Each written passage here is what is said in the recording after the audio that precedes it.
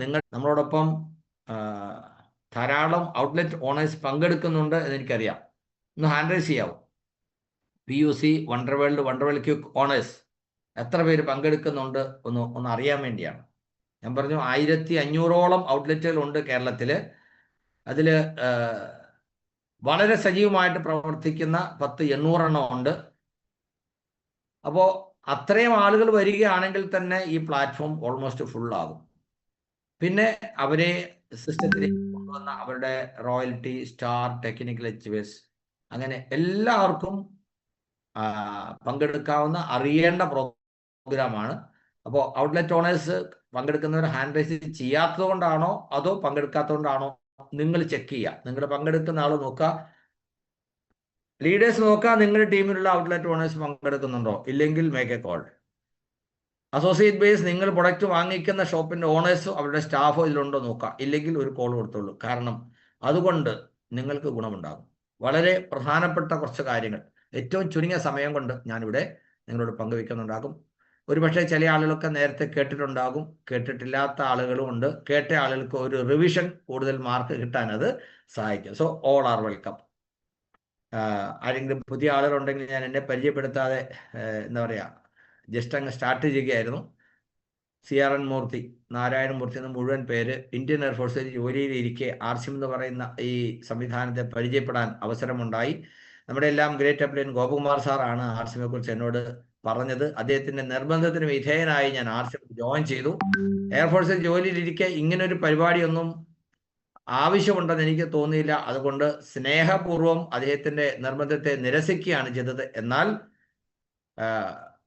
ആർസിമിന്റെ വളരെ പരിമിതമായ സൗകര്യത്തിൽ, വളരെ എന്താ പറയാ, ഉൽപ്പന്നങ്ങൾ അത്രയധികം കിട്ടാത്തൊരു സമയത്ത് പോലും ഉൽപ്പന്നങ്ങൾ വാങ്ങി ഉപയോഗിച്ചതിന്റെ അടിസ്ഥാനത്തിൽ 6 മാസം കഴിഞ്ഞപ്പോൾ എനിക്കൊരു വരുമാനം കിട്ടി, 834 രൂപ. ആ വരുമാനം കിട്ടിക്കഴിഞ്ഞപ്പോൾ സത്യത്തിൽ എനിക്ക് വലിയൊരു അത്ഭുതമുണ്ടായി. എങ്ങനെയാണ് ഇതിൽ പൈസ വരുന്നത്? ഞാൻ അദ്ദേഹത്തോട് ചോദിച്ചപ്പോൾ അദ്ദേഹം പറഞ്ഞു, എനിക്ക് 5 അക്കം വരുമാനം മാസം കൊണ്ട് കിട്ടുന്നുണ്ട്. എനിക്കത് വിശ്വസിക്കാൻ കഴിഞ്ഞില്ല. പക്ഷെ അദ്ദേഹത്തിന് അത്രയും കാലം കിട്ടിയ വരുമാനത്തിന്റെ തെളിവ് അദ്ദേഹം എന്നെ കൊണ്ടുവന്ന് കാണിച്ചു. കളർ സിറോക്സ്, അദ്ദേഹത്തിന് കിട്ടിയ ചെക്കിന്റെ കളർ സിറോക്സ് എന്നെ കൊണ്ടുവന്ന് കാണിച്ചു. അപ്പോൾ എനിക്ക് ഇതെങ്ങനെ കിട്ടുന്നു എന്ന് അറിയാൻ ആഗ്രഹമുണ്ടായി. കാരണം ശമ്പളക്കാരനായതുകൊണ്ട് കിട്ടുന്ന ശമ്പളം കൊണ്ട് കാര്യം നടക്കും, അടുത്ത മാസം ശമ്പളം കിട്ടുമല്ലോ എന്നുള്ള ധൈര്യത്തിലാണ് ശമ്പളക്കാരൊക്കെ മുമ്പോട്ട് പോകുന്നത്. കാര്യമായി ഒന്നും മിച്ചം പിടിക്കാൻ കഴിയുന്നില്ല എന്നുള്ള വസ്തുതയിരിക്കെ ഇങ്ങനെ എന്തെങ്കിലും ഒരു എക്സ്ട്രാ ഇൻകം കിട്ടുന്നുണ്ടെങ്കിൽ അത് നേരായ മാർഗത്തിൽ കിട്ടുന്ന കൊള്ളാമല്ലോ, അതുകൊണ്ട് ഒന്ന് അറിയാമെന്ന് വിചാരിച്ചു. അദ്ദേഹം പറഞ്ഞു, ആർസിമിന്റെ മീറ്റിംഗിൽ പങ്കെടുത്താലേ ഇതിനെക്കുറിച്ച് അറിയാൻ കഴിയും. അങ്ങനെ മനസ്സില്ലാ മനസ്സോടെ ഒളിച്ചും പാത്തും ഞാൻ ആദ്യമായിട്ടൊരു മീറ്റിംഗ് അറ്റൻഡ് ചെയ്തു. ആ മീറ്റിംഗ് അറ്റൻഡ് ചെയ്തപ്പോൾ എനിക്ക് ഒരു കാര്യം മനസ്സിലായി. നേരായ മാർഗത്തിലൂടെ ഒരു എക്സ്ട്രാ ഇൻകം ഉണ്ടാക്കാൻ ഇത് സഹായിക്കും. അന്ന് നാം ഇന്ന് പറയുന്ന സേവ, സ്വാസ്ഥ്യ, സംസ്കാർ, അങ്ങനെ ഒരു പോളിസിയൊന്നും ആർസിമിന് ഉണ്ടായിരുന്നില്ല. ആർത്ഥിക ആസാദിക അഭിയാൻ, ആർസിമിന്റെ ശരിയായ ബൃഹത് സ്വരൂപം എന്ന് പറയുന്നത് പാസീവ് ഇൻകം ജനറേറ്റ് ചെയ്യുന്ന ഒരു ഫോർമുലയാണ്. അതിന് മാത്രമായിരുന്നു ഫോക്കസ്. ഏതായാലും അന്നത്തെ ആ ഫസ്റ്റ് മീറ്റിംഗ് എന്നെ വളരെ സ്വാധീനിച്ചു. പിന്നീട് സൗകര്യം പോലെ കിട്ടുന്ന മീറ്റിങ്ങുകളൊക്കെ അറ്റൻഡ് ചെയ്യാൻ തീരുമാനിച്ചു. ഏകദേശം 1 വർഷത്തിന് ശേഷം നടന്ന വലിയൊരു പ്രോഗ്രാമിൽ പങ്കെടുക്കാൻ കഴിഞ്ഞത് എൻ്റെ ജീവിതത്തിൽ വഴിത്തിരിവിന് കാരണമായി. എയർഫോഴ്സിൽ ജോലിയുള്ള ഞാൻ, സാമ്പത്തികമായി മറ്റു വലിയ സൗകര്യങ്ങളൊന്നുമില്ല, വിദ്യാഭ്യാസപരമായി വലിയ നേട്ടങ്ങളൊന്നും ഉണ്ടാക്കിയിട്ടില്ല. എയർഫോഴ്സിലെ ജോലി വിട്ട് പുറത്തു വന്നാൽ നല്ലൊരു ജോലി കിട്ടി ജീവിക്കാൻ കഴിയുമെന്ന് ഉറപ്പുമില്ലാത്ത ഞാൻ ഈ ഒരൊറ്റ 3 അക്ഷരത്തിന്റെ ബലത്തിൽ എയർഫോഴ്സിലെ ജോലി വേണ്ടെന്ന് വെക്കാൻ ആ മീറ്റിംഗിൽ തീരുമാനിച്ചു. 2006 ആ മീറ്റിംഗിൽ തീരുമാനിച്ചു, get my job and do RCM. അത് അന്നത്തെ സമയത്ത് ഒരു വലിയ ഒരു എന്താ പറയുക, ഹെർക്കുലിയൻ ടാസ്ക് ആയിരുന്നു. കാരണം കേരളത്തിൽ ഔട്ട്ലെറ്റുകൾ ഇല്ല, സൗത്ത് ഇന്ത്യയിൽ തന്നെ ഔട്ട്ലെറ്റുകൾ വളരെ കുറവാണ്, ഉൽപ്പന്നങ്ങൾ വളരെ കുറവാണ്, കാര്യങ്ങൾ പറഞ്ഞു തരാൻ അറിയാവുന്ന ആളുകളില്ല. അതുപോലെ തന്നെ കമ്പനിയുമായിട്ടോ സീനിയർ ലീഡേഴ്സുമായിട്ടോ ഒന്നും എനിക്ക് വലിയ ബന്ധങ്ങളൊന്നുമില്ല. എന്നാലും ഈ സിസ്റ്റത്തിന്റെ പൊട്ടൻഷ്യൽ ആ മീറ്റിംഗിൽ നിന്ന് മനസ്സിലായതുകൊണ്ട് എനിക്ക് എന്നിലുള്ള വിശ്വാസവും സിസ്റ്റത്തിലുള്ള വിശ്വാസവും മുൻനിർത്തി എയർഫോഴ്സിലെ ജോലി ഞാൻ വേണ്ടെന്ന് വെച്ചു. 2006 മുതൽ ആ മീറ്റിംഗിന് ശേഷം എൻ്റെ ലൈഫിലെ ടോപ്പ് പ്രിയോറിറ്റി എന്ന് പറയുന്നത് RCM-ആയി മാറി. എന്നാൽ അവിടുന്ന് ഓടിപ്പോരാൻ പറ്റുന്ന ഒരു സാഹചര്യമായിരുന്നില്ല. 2007 സെപ്റ്റംബറിലാണ് ഞാൻ സർവീസിന് പോരുന്നത്. അതിനുശേഷം ഫുൾ ടൈം ആയിട്ട് RCM-ലേക്ക് ഇറങ്ങി. എൻ്റെ വീട്ടുകാരുടെയും സുഹൃത്തുക്കളുടെയും ഒക്കെ സ്നേഹപൂർവമായ തടസ്സപ്പെടുത്തലുകളെ മറികടന്നുകൊണ്ട് ഞാൻ മുമ്പോട്ട് പോയിക്കൊണ്ടിരുന്നു. തൃശ്ശൂർ ജില്ലയിൽ ആദ്യമായി 2006 ഒരു ഔട്ട്ലെറ്റ് തുടങ്ങി. അത് എൻ്റെ മൂത്ത സഹോദരിയുടെ വീട്ടിൽ ആണ് അന്ന് തുടങ്ങിയത്. എൻ്റെ സഹോദരി ഭർത്താവ് അളിയൻ ഇക്കാര്യത്തിൽ എന്നെ വളരെയധികം സഹായിച്ചു. യഥാർത്ഥത്തിൽ അവിടുന്നാണ് എൻ്റെ പിച്ചവയ്ക്കൽ തുടങ്ങിയത് നിങ്ങൾക്ക് പറയാം. ഞാനിത് പറയാൻ കാരണം ഇന്ന് ഇന്ത്യയിലെ ഏറ്റവും കൂടുതൽ ടേൺ ഓവർ ചെയ്യുന്ന ഡിപ്പോ തൃശ്ശൂർ ജില്ലയിലാണ്. ഏറ്റവും കൂടുതൽ ടേൺ ഓവർ ചെയ്യുന്ന ധാരാളം ഔട്ട്ലെറ്റുകൾ, 100 ഔട്ട്ലെറ്റ് എടുത്തു കഴിഞ്ഞാൽ അതിൽ പല ഔട്ട്ലെറ്റുകളും കേരളത്തിലാണ്. സൗത്ത് ഇന്ത്യയിലെ ഇപ്പോൾ രൂപാന്തര യാത്ര സെലിബ്രേഷനിൽ സൗത്ത് ഇന്ത്യയിൽ ടോപ്പ് 10 ഔട്ട്ലെറ്റുകൾക്ക് സമ്മാനം കൊടുത്തപ്പോൾ അതിൽ 7 എണ്ണവും കേരളത്തിലാണ്. ആ ടോപ്പ് 10 എന്ന് പറയുന്നത് 6 മാസം കൊണ്ട് സെയിൽസിൽ ഗ്രോത്ത് കൊണ്ടുവരുന്ന ഷോപ്പുകളെയാണ് പരിഗണിച്ചിരിക്കുന്നത്. മന്ത്ലി ടേൺ ഓവർ ഏറ്റവും കൂടുതൽ ചെയ്യുന്നതല്ല, ഗ്രോത്ത്. സോ നമ്മുടെ അളവുകോൾ എന്ന് പറയുന്നത് ഗ്രോത്താണ്. അപ്പോൾ ഇന്ന് നമ്മൾ എവിടെ നിന്ന് എത്തി നിൽക്കുന്നു? അന്ന് ഞാൻ അങ്ങനെ ഒരു തീരുമാനം എടുത്തപ്പോൾ എന്നെ പിന്തിരിപ്പിക്കാനോ അല്ലെങ്കിൽ പുറകോട്ട് വലിക്കാനോ ഒക്കെ ശ്രമിച്ച ആളുകൾ ഇന്ന് പറയുന്നത് എന്താണെന്നറിയോ? അയാൾ ഭയങ്കര ഭാഗ്യവാനാണ്. അയാൾ ഭയങ്കര ഭാഗ്യവാനാണ്. ലക്ക്. മുകേഷ് കൊട്ടാരി സാർ പറയും ലക്കിന്റെ പൂർണ്ണരൂപം എന്നറിയോ? Labour under correct knowledge. ഒരു കാര്യത്തിൽ ശരിയായ അറിവ് നേടി ശരിയായി പ്രവർത്തിക്കുമ്പോൾ കിട്ടുന്ന റിസൾട്ടിനെ ആളുകൾ ലക്ക് എന്ന് പറയും അത്രേ. ഏതായാലും ഇന്നത്തെ നമ്മുടെ വിഷയം ആർസിഎമ്മിന്റെ ഔട്ട്ലെറ്റുകളെ സംബന്ധിച്ച് എന്താണ് ശ്രദ്ധിക്കേണ്ടത്, എന്തൊക്കെ കിട്ടും, ഇന്ന് പുതിയതായിട്ട് വരുന്ന ആളുകൾ, പുതിയതായിട്ട് പറഞ്ഞാൽ കഴിഞ്ഞ ഒരു 2-3 വർഷത്തിനുള്ളിലും ആർസിഎമ്മിൽ വന്നിട്ടുള്ള ആളുകളെ സംബന്ധിച്ച് അവരിപ്പോഴത്തെ കാര്യങ്ങൾ മാത്രമേ അറിയുന്നുള്ളൂ. പക്ഷേ 25 വർഷത്തെ ജേണിയിൽ ആർസിഎം എങ്ങനെ ഇവിടെ എത്തിയെന്ന് അറിയുമ്പോഴാണ് ഇനി എങ്ങോട്ട് നമ്മളെ കൊണ്ടുപോകുന്നത് മനസ്സിലാക്കുക. അതുകൊണ്ട് തീർച്ചയായിട്ടും നിങ്ങൾ വളരെ ശ്രദ്ധാപൂർവം ഇനിയുള്ള കുറച്ച് സമയം കേൾക്കുക. കാരണം ഔട്ട്ലെറ്റുകൾ, നല്ല രീതിയിൽ പ്രവർത്തിക്കുന്ന ഔട്ട്ലെറ്റുകളാണ് ഈ സിസ്റ്റത്തിൻ്റെ നട്ടൽ എന്ന് പറയുന്നത്. അപ്പോൾ welcome all, specially all outlet owners, staff, അതുപോലെ തന്നെ ആർസിഎമ്മിൽ സക്സസ് ആണെന്ന് വിചാരിക്കുന്ന ഓരോരുത്തരെയും സ്നേഹപൂർവ്വം ഇതിലേക്ക് സ്വാഗതം ചെയ്യുകയാണ്. How to run a wonder world quick effectively. നോക്കൂ, ധാരാളം ഉൽപ്പന്നങ്ങളുമായി നിറഞ്ഞിരിക്കുന്ന വളരെ മനോഹരമായ ഔട്ട്ലെറ്റുകൾ. ആ ഫർണിച്ചറിൻ്റെ പാറ്റേൺ നോക്കുക. ഒരു യൂണിഫോമിറ്റിക്ക് വേണ്ടിയിട്ട് കമ്പനി ഓൾ ഇന്ത്യയിൽ എല്ലാവർക്കും അഫോർഡബിൾ ആയിട്ടുള്ള രീതിയിൽ വളരെ ന്യായവിലയ്ക്ക് വളരെ എളുപ്പത്തിൽ ഫിറ്റ് ചെയ്യാൻ കഴിയുന്ന എന്നാൽ ഒരേ പാറ്റേണിലുള്ള മനോഹരമായ ഫർണിച്ചർ ഡിസൈൻ ചെയ്തു.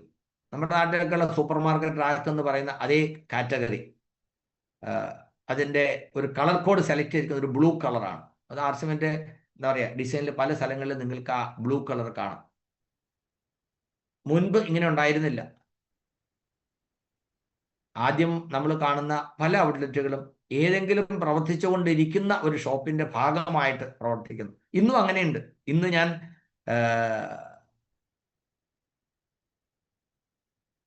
കരുവന്നൂരടുത്ത് നമ്മുടെ ശാരംറാൾഡ് സജീവ് സാറിൻ്റെ ഒക്കെ ടീമിൽ ഒരു വണ്ടർ വേൾഡ് ക്വിക്കിന്റെ ഉദ്ഘാടനത്തിൽ പോകാനിടയായി. Grace RCM wonder world quick, നമ്മുടെ ഫിറോസ് സാറ് അദ്ദേഹത്തിൻ്റെ സഹോദരന് വേണ്ടിയാണ് ആ ഔട്ട്ലെറ്റ് തുടങ്ങിയിരിക്കുന്നതാണ് പറഞ്ഞു കേട്ടത്. ഇന്നൊരു ഷോപ്പിൻ്റെ ഉദ്ഘാടനം. അത് കഴിഞ്ഞ് ഞാൻ വരുന്ന വഴിക്ക് ഒരു ബോർഡ് കണ്ടു. ആർസിഎം വണ്ടർ വേൾഡ് ക്വിക്കിൻ്റെ ഒരു ബോർഡാണ്. അപ്പം എൻ്റെ വൈഫ് ചോദിച്ചു, ഇവിടെയുണ്ടോ ആർസിഎമ്മിൻ്റെ ഷോപ്പ്? ബോർഡുണ്ട്. ആ കടയിൽ എന്താ പറയുക, എല്ലാ സാധനങ്ങളും ഉള്ള ഒരു സ്റ്റേഷനറി കടയാണ്. അതിൻ്റെ മുകളിലാണ് ഈ ബോർഡ് വെച്ചിരിക്കുന്നത്. എങ്ങനെ ആ ബോർഡ് അവിടെ വന്നു എന്ന് ഞാൻ പറഞ്ഞത്, ആർസിഎമ്മിൻ്റെ ഹിസ്റ്ററി അങ്ങനെയാണ്.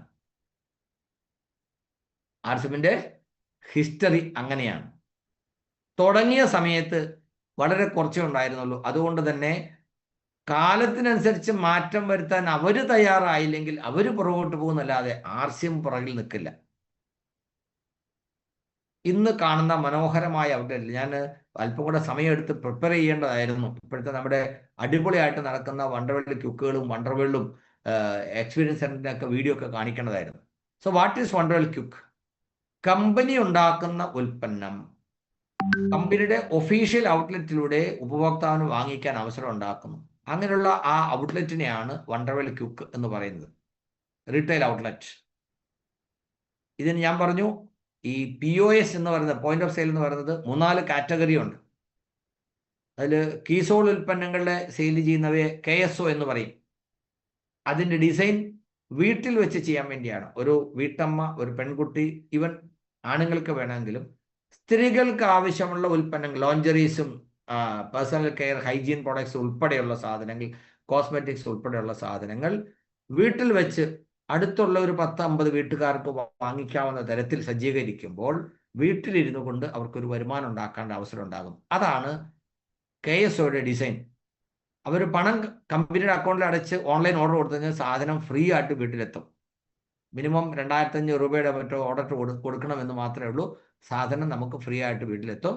അപ്പോൾ കീസോൾ പ്രൊഡക്റ്റുകൾക്കൊക്കെ നല്ല റീറ്റെയിൽ പ്രോഫിറ്റ് ഉണ്ട്. അതുകൂടാതെ PVയും ബെനിഫിറ്റ്, ഷോപ്പിൻ്റെ ബെനിഫിറ്റും ഒക്കെ ആകുമ്പോൾ അത്യാവശ്യം നല്ല രീതിയിൽ ഒരു ഗസറ്റഡ് ഓഫീസർ വരുമാനം വാങ്ങിക്കാൻ ഒരു KSO നടത്തുന്ന ആൾക്ക് കഴിയും. അത്തരത്തിൽ ചെയ്യുന്ന KSOകൾ ധാരാളം കേരളത്തിലുണ്ട്. ഇന്ത്യയിൽ ഏറ്റവും കൂടുതൽ KSOകളുള്ള സംസ്ഥാനം നമ്മുടെ കേരളം തന്നെയാണ്. അതിലും നമുക്ക് അഭിമാനിക്കാം. ഞാൻ പറഞ്ഞത് PUC, KSO, എക്സ്ക്ലൂസീവ് KSO, അങ്ങനെ വരുമ്പോൾ വണ്ടർവെൽ ക്വിക്ക് എന്ന് പറയുന്നത് ഇപ്പോഴത്തെ റീറ്റെയിൽ ഔട്ട്ലെറ്റ് കമ്പനി അനുവദിക്കുന്ന റീറ്റെയിൽ ഔട്ട്ലെറ്റ് ആണ്. It is company's official outlet from where an associate buyer can buy products. How should it be? അതെങ്ങനെ ആയിരിക്കണം? മിനിമം അതിനെങ്ങനെയൊക്കെ വേണം എന്ന് ചില നിബന്ധന ഉണ്ട്. എന്നാൽ അതിനെ നിങ്ങൾക്ക് ഏത് പ്രീമിയം ലെവലിലേക്ക് കൊണ്ടുപോകാം, ഒരു പ്രയാസമില്ല. It is up to you. പക്ഷേ വിതിൻ ദ ഡിസൈൻ. അപ്പോൾ എന്തൊക്കെയാണ്? It's a public property and helps you to develop your business. ആർസിഎമ്മിലെ ഏതൊരു അസോസിയേറ്റ് ബെയർക്കും ഈ ഔട്ട്ലെറ്റിനെ അദ്ദേഹത്തിൻ്റെ ബിസിനസ് ഡെവലപ്പ് ചെയ്യുന്നതിനുള്ള ഒരു സ്ഥലമായിട്ട്, ഒരു പ്രൊമിസിയായിട്ട് ഉപയോഗിക്കാം. അതിനുള്ള സൗകര്യം അവിടെ ഉണ്ടായിരിക്കണം. ഇന്ന് കമ്പനി സജസ്റ്റ് ചെയ്യുന്നത് നല്ലൊരു മീറ്റിംഗ് ഹാൾ ഉണ്ടായിരിക്കണം, നല്ല ഒരു എന്താ പറയുക, പ്രൊജക്ടറോ അല്ലെങ്കിൽ ഒരു സ്മാർട്ട് TVയോ ഒക്കെ ഉണ്ടായിരിക്കണം. അങ്ങനെയാണ് കമ്പനി സജസ്റ്റ് ചെയ്യുന്നത്. അങ്ങനെയുള്ളവയാണ് കമ്പനി ഇപ്പോൾ പ്രൊമോട്ട് ചെയ്യുന്നത്. എന്നാൽ നേരത്തെ ഞാൻ ഈ പറഞ്ഞ പോലെ ഏതെങ്കിലും റൺ ചെയ്യുന്നൊരു ഷോപ്പിൻ്റെ പാർട്ടായിട്ട് പ്രവർത്തിച്ച് തുടങ്ങിയ ഷോപ്പുകളെ കമ്പനി ക്ലോസ് ചെയ്യാനൊന്നും പറയുന്നില്ല.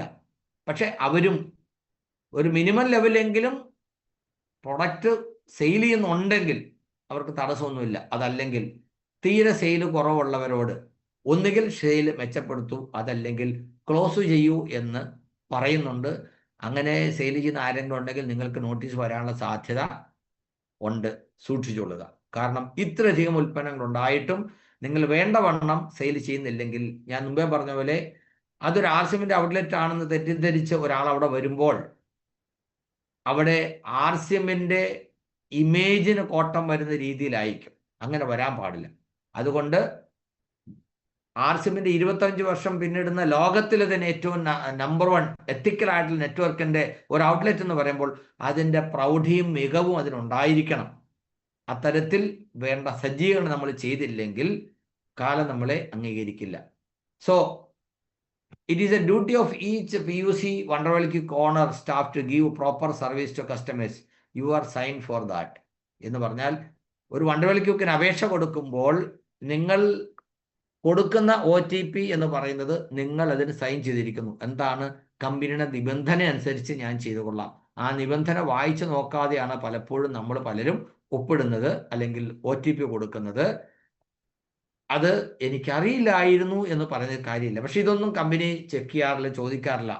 വളരെ ലിബറലാണ്. കാരണം ഒരു PUCക്ക് ഒരു അപേക്ഷ കൊടുക്കുമ്പോൾ, PUC അപേക്ഷ എന്ന് തന്നെയാണ് പറയുന്നത് വണ്ടർവെൽ ക്വിക്കിനാണെങ്കിലും. അപേക്ഷ കൊടുക്കുമ്പോൾ ഒരു റോയൽറ്റി അച്ചീവറും ഒരു ടെക്നിക്കൽ അച്ചീവറും അത് വെരിഫൈ ചെയ്യുന്നു. വെരിഫൈ എന്ന് പറഞ്ഞാൽ അപേക്ഷ സബ്മിറ്റ് ചെയ്യുമ്പോൾ അവരുടെ രണ്ടുപേരുടെയും സൈറ്റിൽ ഇങ്ങനെ ഒരു അപേക്ഷ കൊടുത്തിരിക്കുന്നു എന്നുള്ള റിമാർക്സ് വരും.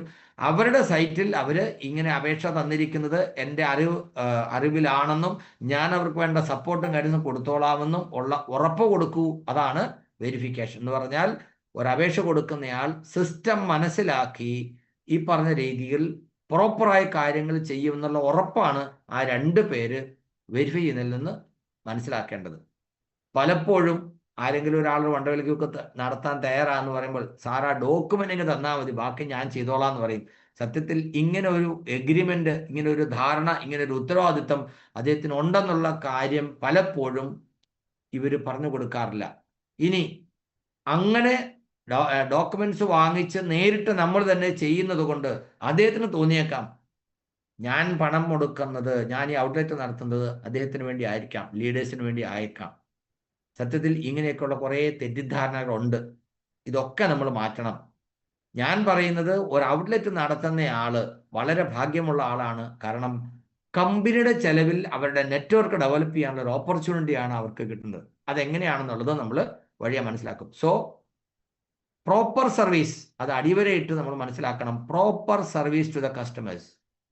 പല സ്ഥലങ്ങളിലും സർവീസ് പ്രോപ്പർ ആകുന്നില്ലെന്ന് മാത്രമല്ല, ഇംപ്രോപ്പർ സർവീസും നടക്കുന്നുണ്ട്. അതിനെക്കുറിച്ചുള്ള ചില എന്താ പറയുക, പരാതികളും പരിഭവങ്ങളൊക്കെ കിട്ടാറുണ്ട്. അപ്പം ഞാൻ പറയും ഒക്കെ ശരിയാക്കാം. കാരണം ആളുകൾ അവരുടെ സ്വഭാവം, അവരുടെ പശ്ചാത്തലം അനുസരിച്ചാണ് ജീവിക്കുന്നത്. ആർസിഎമ്മിൽ വന്നു കഴിയുമ്പോഴാണ് ആർസിഎമ്മിൻ്റെ സ്വഭാവം, പ്രകൃതമൊക്കെ മനസ്സിലാകുന്നത്. മുല്ലപ്പൂമ്പൊടി ഏറ്റുകിടക്കും കല്ലിനുമുണ്ടാകും ഒരു സൗരഭ്യം പറയില്ലേ. ആർസിഎമ്മിൽ വന്നു കഴിയുമ്പോഴാണ് ആർസിഎമ്മിൻ്റെ സ്വഭാവത്തിനനുസരിച്ച് അവർ മാറുന്നത്. അങ്ങനെ മാറാൻ പറ്റുന്നവരെ ആർസിഎം നിൽക്കുള്ളൂ, അല്ലാത്തവർ വിട്ടുപോകും. ഈ സിയാലിൽ നടന്ന പ്രോഗ്രാം കഴിഞ്ഞിട്ട് രവീന്ദ്ര സാറെ എന്താ GM പറഞ്ഞതെന്നറിയോ? അദ്ദേഹം പറഞ്ഞു, ഇതുപോലെ പ്രൊഫഷണലായിട്ടൊരു പ്രോഗ്രാം വേറെ എവിടെ ഞങ്ങൾക്ക് കാണാൻ കഴിഞ്ഞില്ല. എല്ലാവരും ഡിസിപ്ലിൻ, ഒരു ഉന്തും തള്ളുമില്ല, ഒരു പ്രശ്നമില്ല, ഒരു ബഹളവും ഇല്ല. ഭക്ഷണം കഴിക്കുന്നിടത്തും ഹാളിനകത്തും എല്ലാം ഇവന്റ് മാനേജ്മെന്റ് ടീമിനോട് എന്താണോ പറഞ്ഞത് അവർ അതുപോലെ ചെയ്തു. ഓരോ കാര്യം ഓരോരുത്തരും ചുമതലപ്പെടുത്തി. വോളണ്ടിയേഴ്സും അതുപോലെ എല്ലാ കാര്യത്തിലും അവർക്കൊരു തലവേദന ഉണ്ടായില്ല. പറഞ്ഞ സമയത്ത് കാര്യങ്ങൾ അതുപോലെ നടക്കുന്നു. എന്തൊരു ഡിസിപ്ലിനായിട്ടാണ് കാര്യങ്ങൾ നടക്കുന്നത് എന്ന്. തീർച്ചയായിട്ടും അത് നമ്മുടെ ടീമിൻ്റെ ലീഡേഴ്സിൻ്റെ കൂട്ടായ്മയുടെയും ഡിസിപ്ലിൻ്റെയും എന്താ പറയുക ഇമേജാണത്. നമുക്കതിൽ അഭിമാനിക്കാം. ഞാൻ പറയുന്നത് അത്തരത്തിലാവണം. എല്ലാവരും നമ്മളെക്കുറിച്ച്, നമ്മുടെ കൂടെയുള്ളവരെ കുറിച്ച് നല്ലതേ പറയാവൂ. മോശമായിട്ടൊരു റിമാർക്ക് എവിടെയും വരാൻ പാടില്ല. സൽപ്പേര് അത് നിലനിർത്താൻ നമുക്ക് കഴിയണം. എന്തുകൊണ്ടാണ് ഇത് പറയുന്നറിയോ? ഞാനിത് പറയുമ്പോൾ ഈ പ്രോഗ്രാമിൽ പങ്കെടുക്കുന്ന പല ആളുകൾക്കും തിക്താനുഭവം ഉണ്ടായിട്ടുണ്ടാകും. അതിന് കാരണക്കാരായ ആളുകൾ ഇതിനകത്തുണ്ടാവും. അതുകൊണ്ട് ഞാൻ ആരെക്കുറിച്ചും എടുത്തൊന്നും പറയുന്നില്ല. Outlet owners and staff suppose to give proper service to the customers. അതുപോലെ തന്നെ കസ്റ്റമേഴ്സും തിരിച്ച് അതുപോലെ നന്നായി ബിഹേവ് ചെയ്യാൻ റെസ്പോൺസിബിലിറ്റി ഉള്ളവരാണ്. പക്ഷേ ഒരാൾ മോശമായി പെരുമാറി എന്നതുകൊണ്ട് ഞാനും തിരിച്ച് മോശമായി പെരുമാറിയാൽ ഞാനും അവരും തമ്മിൽ എന്താ വ്യത്യാസം? അവരവരുടെ സ്വഭാവം കാണിക്കും. അതിനനുസരിച്ച് ഞാനും സ്വഭാവം മാറ്റിയാൽ അപ്പം ഞാൻ മിടുക്കനാണോ? ആരെന്ത് പറഞ്ഞാലും നമ്മൾ നമ്മുടെ എത്തിക്സ് വിട്ട് പെരുമാറാൻ പാടില്ല. അപ്പോൾ ഒരു ഔട്ട്ലെറ്റിനെ സംബന്ധിച്ച് പറയുമ്പോൾ 8 rules for good customer service. ഒരു ഔട്ട്ലെറ്റിനെ സംബന്ധിച്ച് കസ്റ്റമർ സർവീസിൽ എത്രമാത്രം നമ്മൾ ശ്രദ്ധിക്കണം. ഈ 8 പോയിന്റ് മനസ്സിലാക്കുകയും പ്രാവർത്തികമാക്കുകയും ചെയ്തു കഴിഞ്ഞാൽ ആ ഷോപ്പിൻ്റെ പേര് ഈ സിസ്റ്റത്തിൽ എല്ലായിടത്തും ഗുഡ് ബുക്സിലുണ്ടാവും. ആളുകൾ പറയും, പ്രകീർത്തിക്കും ആ ഷോപ്പിൽ പോയി കഴിഞ്ഞാൽ കിട്ടുന്ന സർവീസ്. ഇവിടെ കോഴിക്കോടുള്ള റോയൽ ടീച്ചർ അഖിൽദാസ് സാറ് ഹൈദരാബാദിൽ പോയി. ഹൈദരാബാദ് വണ്ടർവേൾഡിൽ പോയി. അവിടെ റൂബി കുൽക്കർണി സാറിനെ കണ്ടു. മൂർത്തി സാറിൻ്റെ ടീമാണെന്ന് പറഞ്ഞതേ ഉള്ളൂ. പിന്നെ അഖിൽദാസ് സാർ പറഞ്ഞത് അത്ര നല്ല സർവീസ്, അത്ര നല്ല കെയർ ഞങ്ങളോടുള്ള അദ്ദേഹത്തിൻ്റെ പെരുമാറ്റം, അദ്ദേഹം അത്രയും ഉയർന്ന പൊസിഷനിൽ ഒരാളായിട്ട് പോലും അദ്ദേഹത്തിന് ടീമല്ലാഞ്ഞിട്ടും ഞങ്ങളോട് അദ്ദേഹത്തിൻ്റെ പെരുമാറ്റം വളരെ ടച്ചിങ് ആയിരുന്നു എന്ന് പറഞ്ഞു. ഒന്ന് ആലോചിച്ച് നോക്കാം. ഒരു പരിചയവുമില്ലാത്തതാണ്. അതേപോലെ എത്രയോ അനുഭവങ്ങൾ കേരളത്തിലെ തന്നെ ധാരാളം ഔട്ട്ലെറ്റുകൾ എക്സംപ്ലറി ആയിട്ട് പെരുമാറുന്നവരുണ്ട്. ഞാൻ ഏതെങ്കിലും ഒരാളുടെ പേരെടുത്ത് പറഞ്ഞാൽ സാർ അവരെക്കുറിച്ച് മാത്രമേ പറഞ്ഞുള്ളൂ, എന്നോട് പറഞ്ഞില്ല എന്ന് പറയും. അതുകൊണ്ടാണ് ഞാൻ കേരളത്തിൽ ആരുടെയും ഉദാഹരണം പറയാത്തത്. സ്വന്തം ടീം അല്ലാഞ്ഞിട്ട് പോലും അസമയത്ത് പോലും സാധനങ്ങൾ കൊണ്ടുപോയി വീട്ടിൽ കൊടുക്കുന്ന PUC-കാരുണ്ട്, എനിക്കറിയാം. അതുപോലെ തന്നെ ദൂരദേശത്തുള്ള ആളുകൾക്ക് സാധനം ബില്ലടിച്ച് പാക്ക് ചെയ്ത് ബസ്സിൽ കയറ്റി കൊടുത്തു വിടുന്ന PUC-കാരുണ്ട്. അങ്ങനെയൊക്കെ നല്ല നല്ല കാര്യം ചെയ്യുന്ന ഒത്തിരി ആളുകളുണ്ട്. പക്ഷേ മോശമായിട്ട് പെരുമാറുന്ന ഒരാളും മതി നമ്മുടെ കംപ്ലീറ്റ് സിസ്റ്റത്തിൽ കരിവാരിയിടാൻ. സോ എന്ത് ചെയ്യണം? Train your staff. ഷോപ്പിൻ്റെ സ്റ്റാഫിന് ട്രെയിനിങ് കൊടുക്കണം. എന്തിനാണ്? പ്രൊഡക്റ്റ് കൈകാര്യം ചെയ്യുന്നതിന്, പ്രൊഡക്റ്റിനെ കുറിച്ച് പറഞ്ഞു കൊടുക്കുന്നതിന്, ആളുകളോട് മാന്യമായി സൗമ്യമായി പൊളൈറ്റായിട്ട് സംസാരിക്കുന്നതിന്, കമ്പനിയായിട്ട് ഇടപെടുമ്പോൾ ശ്രദ്ധിക്കേണ്ട കാര്യങ്ങൾ, അതുപോലെ ഏതെങ്കിലും ഡിപ്പാർട്ട്മെൻറ്റ് ഒഫീഷ്യൽസ് വന്നാൽ എന്ത് ചെയ്യണം തുടങ്ങിയ കാര്യങ്ങളൊക്കെ കൃത്യമായിട്ട് പറഞ്ഞു കൊടുക്കണം. അവരെ പഠിപ്പിക്കണം, അവരത് ചെയ്യുന്നു എന്ന് ഉറപ്പുവരുത്തണം. നമുക്ക് ഇടുക്കിയിൽ ഒരു ഔട്ട്ലെറ്റ് ഉണ്ട്. അവിടെ രഞ്ജിത്ത് സാർ, അദ്ദേഹത്തിൻ്റെ ഷോപ്പിൽ ഒരു ദിവസം ഒരു ക്രൈംബ്രാഞ്ച് ഉദ്യോഗസ്ഥൻ വന്നിട്ട് പറഞ്ഞു, നിങ്ങളിവിടെ ആളെ ചേർക്കുന്ന പരിപാടിയൊക്കെ ചെയ്യുന്നുണ്ടെന്നാണ് നമുക്ക് കിട്ടിയിട്ടുള്ള റിപ്പോർട്ട്. അദ്ദേഹം പറഞ്ഞു, അങ്ങനെയൊന്നുമില്ല സർ, ആളെ ചേർക്കുമോ അല്ലെങ്കിൽ നിങ്ങളുടെ എന്താണ് മണിച്ചേനല്ലേ എന്നാണ് ചോദിച്ചത്. അദ്ദേഹം പറഞ്ഞു, അല്ലല്ല, മണിച്ചേനൊന്നും അല്ല. അതിന് നമ്മുടെ സൈറ്റിൽ തന്നെ കമ്പനിയെക്കുറിച്ചുള്ള പൂർണ്ണ വിവരങ്ങൾ കൊടുത്തിട്ടുണ്ട്. കംപ്ലൈൻസ് എന്ന് പറയുന്ന ഭാഗത്ത് അതിൻ്റെ ഡീറ്റെയിൽസ് മുഴുവൻ തന്നിട്ടുണ്ട്. അദ്ദേഹം പറഞ്ഞു, അങ്ങനെയാണെങ്കിൽ ആ ഡോക്യുമെൻറ്റ്സ് ഒക്കെ ആയിട്ട് നാളെ ഓഫീസിലേക്ക് വരാൻ. അദ്ദേഹത്തിന് ഒരു പ്രയാസം ഉണ്ടായില്ല. കാരണം സൈറ്റിൽ തന്നിരിക്കുന്ന ഈ വിവരങ്ങൾ ഓൾറെഡി പ്രിന്റ് ചെയ്ത് കയ്യിലൊരു ഫയലായിട്ടുണ്ടായിരുന്നു. ആരെങ്കിലും ഉദ്യോഗസ്ഥർ വന്ന് ചോദിച്ചാൽ കാണിച്ചു കൊടുക്കാൻ. ദിസ് ഈസ് നോട്ട് ഇതൊരു മണി സർക്കുലേഷൻ സ്കീം അല്ല.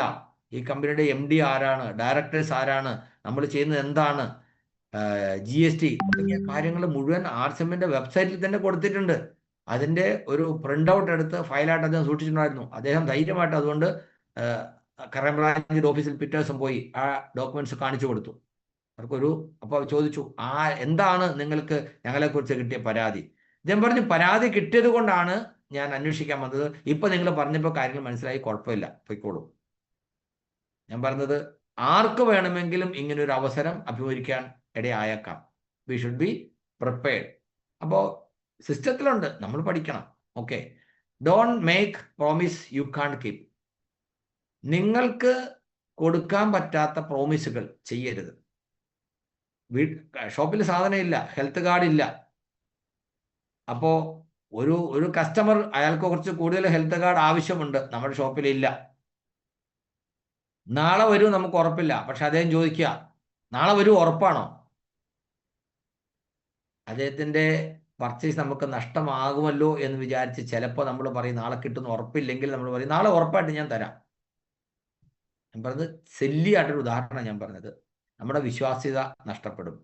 ഷോപ്പിൻ്റെ വിശ്വാസ്യത ഒരാൾ പറഞ്ഞാലും ഷോപ്പിൻ്റെ വിശ്വാസ്യതയാണ്.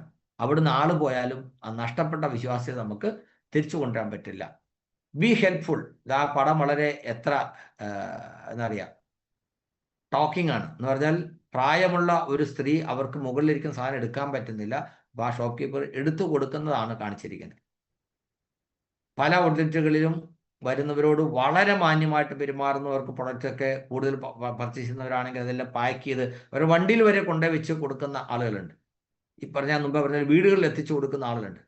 അത്തരത്തിൽ ഒരല്പം ഒരു സ്റ്റെപ്പ് മുമ്പോട്ട് വന്നുകൊണ്ട് ആളുകളെ സഹായിക്കുന്ന ഒരു മനോഭാവം കൂടെ നമുക്കുണ്ടെങ്കിൽ തീർച്ചയായിട്ടും നമ്മുടെ ഷോപ്പിൻ്റെ സൽപ്പേര് എല്ലാവരിലേക്കും എത്തും. എവിടെയെങ്കിലും മോശമായൊരു പ്രവർത്തനം ഉണ്ടെങ്കിൽ, ഒരു ആക്ട് ഉണ്ടായിട്ടുണ്ടെങ്കിൽ നമ്മൾ അറിയില്ല. ഭിത്തിക്കും തൂണിനും ഒക്കെ ചെവിയും കണ്ണും ഉണ്ടെന്നാണ് പറയുന്നത്. എല്ലായിടത്തും എത്തും. കേട്ടോ ആള് ശരിയല്ല, അവിടുത്തെ രീതി ശരിയല്ല പറയും. അങ്ങനെ ഒരു പേരുണ്ടായി കഴിഞ്ഞാൽ പിന്നെ അത് വലിയ പ്രയാസമാണ്.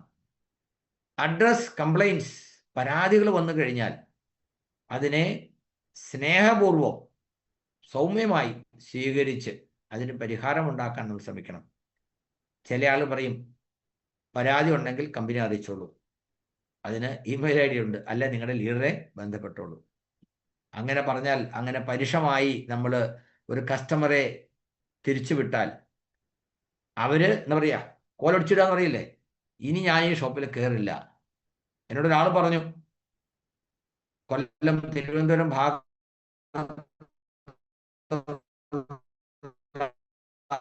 ഒരാള് അങ്ങനെ പറഞ്ഞിട്ട് മലപ്പുറം ജില്ലക്കാരെല്ലാവരും വിചാരിക്കുന്നത് എവിടെയാ സംഭവിച്ചത്. അങ്ങനെ വിഷമിക്കണ്ട.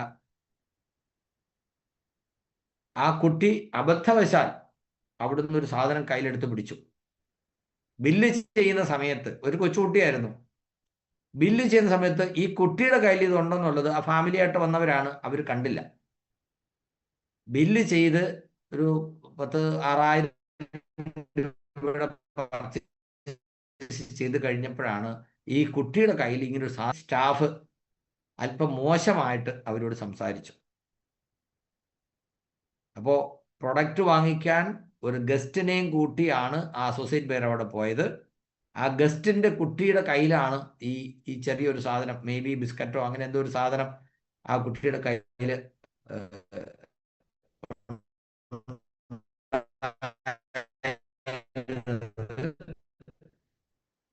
അത് കുട്ടിയുടെ അമ്മയുടെ പേരൻസ് ഉള്ളവരും ഇവരും ശ്രദ്ധിച്ച സമയത്ത് അവരാരും പോകാൻ കണ്ടു. അത് അവർ ഹാർട്ട് ചെയ്യുന്ന തരത്തിൽ അവരെ രക്ഷപ്പെടുത്തുന്ന രീതിയിൽ അവർക്ക് അടുത്താണ് ആ ഷോപ്പ്. സാധനം അവർ കൊണ്ടേ കൊടുക്കുന്നവരാണ്, വേണമെങ്കിൽ അവിടെ പോയി വാങ്ങിക്കാം. പക്ഷെ ഞങ്ങൾ ഇനി ആ ഷോപ്പിൽ പോയില്ല. നിസ്സാരൊരു കാര്യമാണ്. മനുഷ്യന്റെ മനസ്സ് ഭയങ്കര ഡെലിക്കേറ്റ് ആണ്, പളുങ്ക് പോലെയാണ്. പൊട്ടിയ പിന്നെ കൂട്ടിച്ചേർക്കാൻ പറ്റില്ല. അതുകൊണ്ട് ഇതായിരിക്കണം, എന്ത് പ്രശ്നമുണ്ടെങ്കിൽ അതിനെ സൗമ്യമായിട്ട് കൈകാര്യം ചെയ്യാൻ നമ്മൾ പഠിക്കണം. Train the staff. ആരാണോ കടയിരിക്കുന്നത് അവരെ പഠിപ്പിക്കണം. Answer your phone. ഷോപ്പിനൊരു ഒഫീഷ്യൽ നമ്പർ ഉണ്ടാകും. കടയിൽ കാര്യങ്ങൾ കൈകാര്യം ചെയ്യുമ്പോൾ അതിന് ഒരു ഫോൺ നമ്പർ ചിലപ്പോൾ വേറെ ഉണ്ടാവും. ഏത് നമ്പർ ആണെങ്കിലും ആസ് ഫാർ ആസ് പോസിബിൾ എപ്പോഴും അത് അറ്റൻഡ് ചെയ്യണം. എന്തെങ്കിലും കാരണവശാൽ വന്നൊരു കോള് നിങ്ങൾക്ക് അറ്റൻഡ് ചെയ്യാൻ പറ്റിയില്ലെങ്കിൽ തിരിച്ചു വിളിക്കുക. അപരിചിതരായ ആളുകളുടേതായിരിക്കാം, അതുകൊണ്ടൊക്കെ വലിയ നേട്ടങ്ങൾ ഉണ്ടാവാം. ഒരുപക്ഷെ നമുക്ക് നഷ്ടങ്ങളുണ്ടാവും അറ്റൻഡ് ചെയ്തില്ലെങ്കിൽ. അത് അങ്ങനെ ഒരു ശീലം വേണം. ചില ആൾ പറഞ്ഞത് ഭയങ്കര തിരക്കായിരുന്നു സാറേ, ഫോൺ എടുക്കാൻ പറ്റില്ല. എത്ര ഫോൺ അറ്റൻഡ് ചെയ്യുക? അങ്ങനെ ആവരുത്. അത് എപ്പോഴും നമ്മൾ അറ്റൻഡ് എന്നാൽ കോൺവെർസേഷൻ ലിമിറ്റ് ചെയ്യാനും അനാവശ്യ കാര്യങ്ങളിലേക്ക് സംസാരിച്ച് നീട്ടിക്കൊണ്ട് പോകാതിരിക്കാനും പ്രത്യേകം ശ്രദ്ധിക്കുകയും വേണം. ആളുകൾ പറയുമ്പോൾ നമുക്ക് തിരക്കുണ്ടെങ്കിൽ പറയാം, ഞാൻ ഒരൽപ്പം തിരക്കിലാണ് കേട്ടോ, ഞാൻ പിന്നീട് വിളിച്ചാൽ മതിയോ? കാരണം അത് കട്ട് ചെയ്യാനുള്ള ഒരു സൗകര്യം നമ്മുടെ ഉണ്ട്. പക്ഷേ അറ്റൻഡ് ചെയ്യാതിരിക്കരുത്. അങ്ങനെ ഒരു ശീലം നമുക്കുണ്ടാവണം. ലിസൺ. ആളുകൾ പറയുന്നത്, കസ്റ്റമേഴ്സ് പറയുന്നത്, ലീഡേഴ്സ് പറയുന്നത് കേൾക്കണം. അങ്ങനെ കേൾക്കാനുള്ള ഒരു മനോഭാവം ഉണ്ടെങ്കിൽ പറയുന്നത് കേൾക്കുന്ന ആളുകളുടെ അടുത്തേക്ക് വരാൻ ആളുകൾക്ക് ഭയങ്കര ഇഷ്ടമാണ്. ഇത് നമ്മൾ മനസ്സിലാക്കണം. ത്രോയിങ് സംതിങ് എക്സ്ട്രാ എന്ന് പറഞ്ഞാൽ എന്താണ്? വരുന്ന ആളുടെ ആവശ്യം എന്താണെങ്കിലും അവർക്ക് അല്പം കൂടെ അറിവ് കൊടുത്തുകൊണ്ട് അവരിൽ നിന്ന് എന്തെങ്കിലും കൂടുതൽ ഒരു ബിസിനസ് കൊണ്ടുവരാനുള്ള ഒരു ഇനിഷ്യേറ്റീവ് നമ്മുടെ ഭാഗത്തുനിന്നുണ്ടാവണം. സാധാരണ ഒരു സൂപ്പർ മാർക്കറ്റിൽ പോയി കഴിഞ്ഞാൽ നമുക്ക് ഇഷ്ടമുള്ളത് എടുത്തു നമ്മൾ പോരുന്നു. സാധാരണ ട്രഡീഷണൽ മാർക്കറ്റ് ഷോപ്പിൽ ചെന്ന് നിങ്ങൾ വേണ്ട സാധനങ്ങൾ ലിസ്റ്റ് കൊടുക്കുന്നു, അവർ തരുന്നു. ചില ആൾ ചോദിക്കും വേറെന്താ വേണ്ടത്. പക്ഷേ നമ്മുടെ ഔട്ട്ലെറ്റിന്റെ പ്രത്യേകത സാധാരണ ആളുകൾക്ക് അറിയത്തില്ലാത്ത, നമ്മുടെ ശീലത്തിലില്ലാത്ത ഒത്തിരി ഉൽപ്പന്നങ്ങളുണ്ട്. അതെല്ലാം എല്ലാവർക്കും ആവശ്യമുള്ളതാണ്. ഈ വരുന്ന ആളുകൾക്ക് ആവശ്യമുള്ളതാണ്. ഞാൻ പറയാൻ കാരണം, വെറും 90-ഉം 80-ഉം PVയുടെ പ്രൊഡക്റ്റ് പർച്ചേസ് ചെയ്യുന്ന ആളുകൾ ഇഷ്ടം പോലെ ഉണ്ട് എൻ്റെ ടീമിൽ. അവരെവിടുന്നാണ് വാങ്ങിക്കുന്നത്? അവർ വാങ്ങിക്കുന്ന ഔട്ട്ലെറ്റിൽ നിന്നാണ്. 5, 8, 10 ലക്ഷത്തിൻ്റെ ടേൺ ഓവർ മന്ത്ലി ചെയ്യുന്ന ഷോപ്പിൽ പോയി വെറും 90 PVയുടെ സാധനം വാങ്ങിച്ച് ഒരാൾ പോകുമ്പോൾ അവിടെ ഇരിക്കുന്നവരാരെങ്കിലും ഒരു പ്രൊഡക്റ്റ് ഒന്ന് പരിചയപ്പെടുത്തിയാൽ അത് 100-ന് മുകളിൽ വരില്ലേ? അങ്ങനെ ചെയ്യാത്തത് കൊണ്ടാണ് അവർ 80-ഉം 90-ഉം PVയിൽ അവരുടെ പർച്ചേസ് നിന്ന് പോകുന്നത്. എന്നിട്ട് അവരെന്താ പറയുക? ഞാൻ 3 വർഷമായിട്ട് സാധനം വാങ്ങിക്കുന്നുണ്ട്, എനിക്കൊന്നും കിട്ടിയിട്ടില്ല, ആർക്കും വെറുതെ പറ്റിക്കുക. ശരിയല്ലേ? അപ്പൊ എന്ത് ചെയ്യണം? വരുന്ന ആളുകളോട് എപ്പോഴും അങ്ങനെ ചെയ്യണമെന്നല്ലേ ഞാൻ പറയുന്നത്. പക്ഷേ സമയം കണ്ടെത്തി വരുന്ന ആളുകളോട്, നമ്മുടെ ഷോപ്പിൽ നിന്ന് പർച്ചേസ് ചെയ്യുന്നവരോട്, മീറ്റിങ്ങിന് വരുന്നവരോട്, കാര്യങ്ങൾ അന്വേഷിക്കുന്നവരോടൊക്കെ അല്പം കൂടുതൽ സംസാരിക്കാനും അവർക്ക് കാര്യങ്ങൾ സിസ്റ്റത്തെക്കുറിച്ചും പ്രൊഡക്റ്റിനെ കുറിച്ചൊക്കെ പറഞ്ഞു കൊടുക്കാനും നമ്മൾ സമയം കണ്ടെത്തണം. അതിനാണ് അവർ throw in something extra. Take the extractor എന്ന് പറഞ്ഞാൽ ഷോപ്പിന്റെ പ്രവർത്തനത്തിൽ ഷോപ്പിന് സൽപ്പേര് കിട്ടാനും സെയിൽ കൂടാനും ടേൺ ഓവർ വർദ്ധിക്കാനും വേണ്ട ഒരു എക്സ്ട്രാ സ്റ്റെപ്പ് എടുക്കാൻ നമ്മൾ തയ്യാറാകണം. റെഗുലർ മീറ്റിംഗ് വളരെ അത്യാവശ്യമാണ്. ആഴ്ചയിൽ ഒരു ദിവസമെങ്കിലും മീറ്റിംഗ് നടത്തണം എന്നാണ് കമ്പനിയുടെ നിർദ്ദേശം. അത് നമ്മുടെ സൈറ്റിൽ അപ്ലോഡ് ചെയ്യാനുള്ള ഓപ്ഷൻ ഉണ്ട്. ഇപ്പോഴത്തെ പുതിയ രീതി അനുസരിച്ച് ULP ക്യുക്കുകൾ നടത്തണം. അതിനുവേണ്ട സജ്ജീകരണങ്ങൾ വേണം. ഇത് നടത്താൻ വലിയ സീനിയർ ലീഡേഴ്സിനൊന്നും ആവശ്യമില്ല. ഷോപ്പ് ആക്റ്റീവായിട്ടുള്ള ഒരു ഷോപ്പിന്റെ സ്റ്റാഫ്, ഓണർ, അവിടുത്തെ ഏത് അസോസിയേറ്റ് ബിയർ ആർക്ക് വേണമെങ്കിലും ചെയ്യാവുന്ന തരത്തിൽ അതിൻ്റെ മോഡ്യൂൾ തയ്യാറാക്കി കമ്പനി നമ്മുടെ സൈറ്റിൽ തന്നെ തന്നിട്ടുണ്ട്. ആ PPT ഉപയോഗിച്ച് നമുക്ക് ULP ക്യുക്ക് നടത്താം. എന്ന് പറഞ്ഞാൽ ഒരു പ്രിസ്ക്രൈബ്ഡ് ടൈം, ആഴ്ചയിൽ ഒരു ദിവസം ഇന്ന സമയം എന്ന് നമ്മൾ നിഷ്കർഷിച്ച് നമ്മളത് ചെയ്യുക എന്നുണ്ടെങ്കിൽ ആ സമയത്ത് പുതിയ ആളുകളെ കൊണ്ടുവരാൻ അസോസിയേറ്റ് ബേസിന് കഴിയും. പുതിയ ആളുകൾ വരുമ്പോൾ അവരെ പ്രൊഡക്റ്റൊക്കെ പരിചയപ്പെടുത്തി സിസ്റ്റം പരിചയപ്പെടുത്തുമ്പോൾ അവർ പ്രൊഡക്റ്റ് വാങ്ങിക്കുകയും കൂടുതൽ മെമ്പർഷിപ്പുകൾ വരികയും നമ്മുടെ ടേൺ ഓവർ വർദ്ധിക്കുകയും ചെയ്യും. നമ്മൾ ഈ മീറ്റിംഗ് ചെയ്താലും ഇല്ലെങ്കിലും വാടകയും കറണ്ട് ചാർജ് സ്റ്റാഫിന് സാലറിയെല്ലാം ഒരുപോലെയാണ്.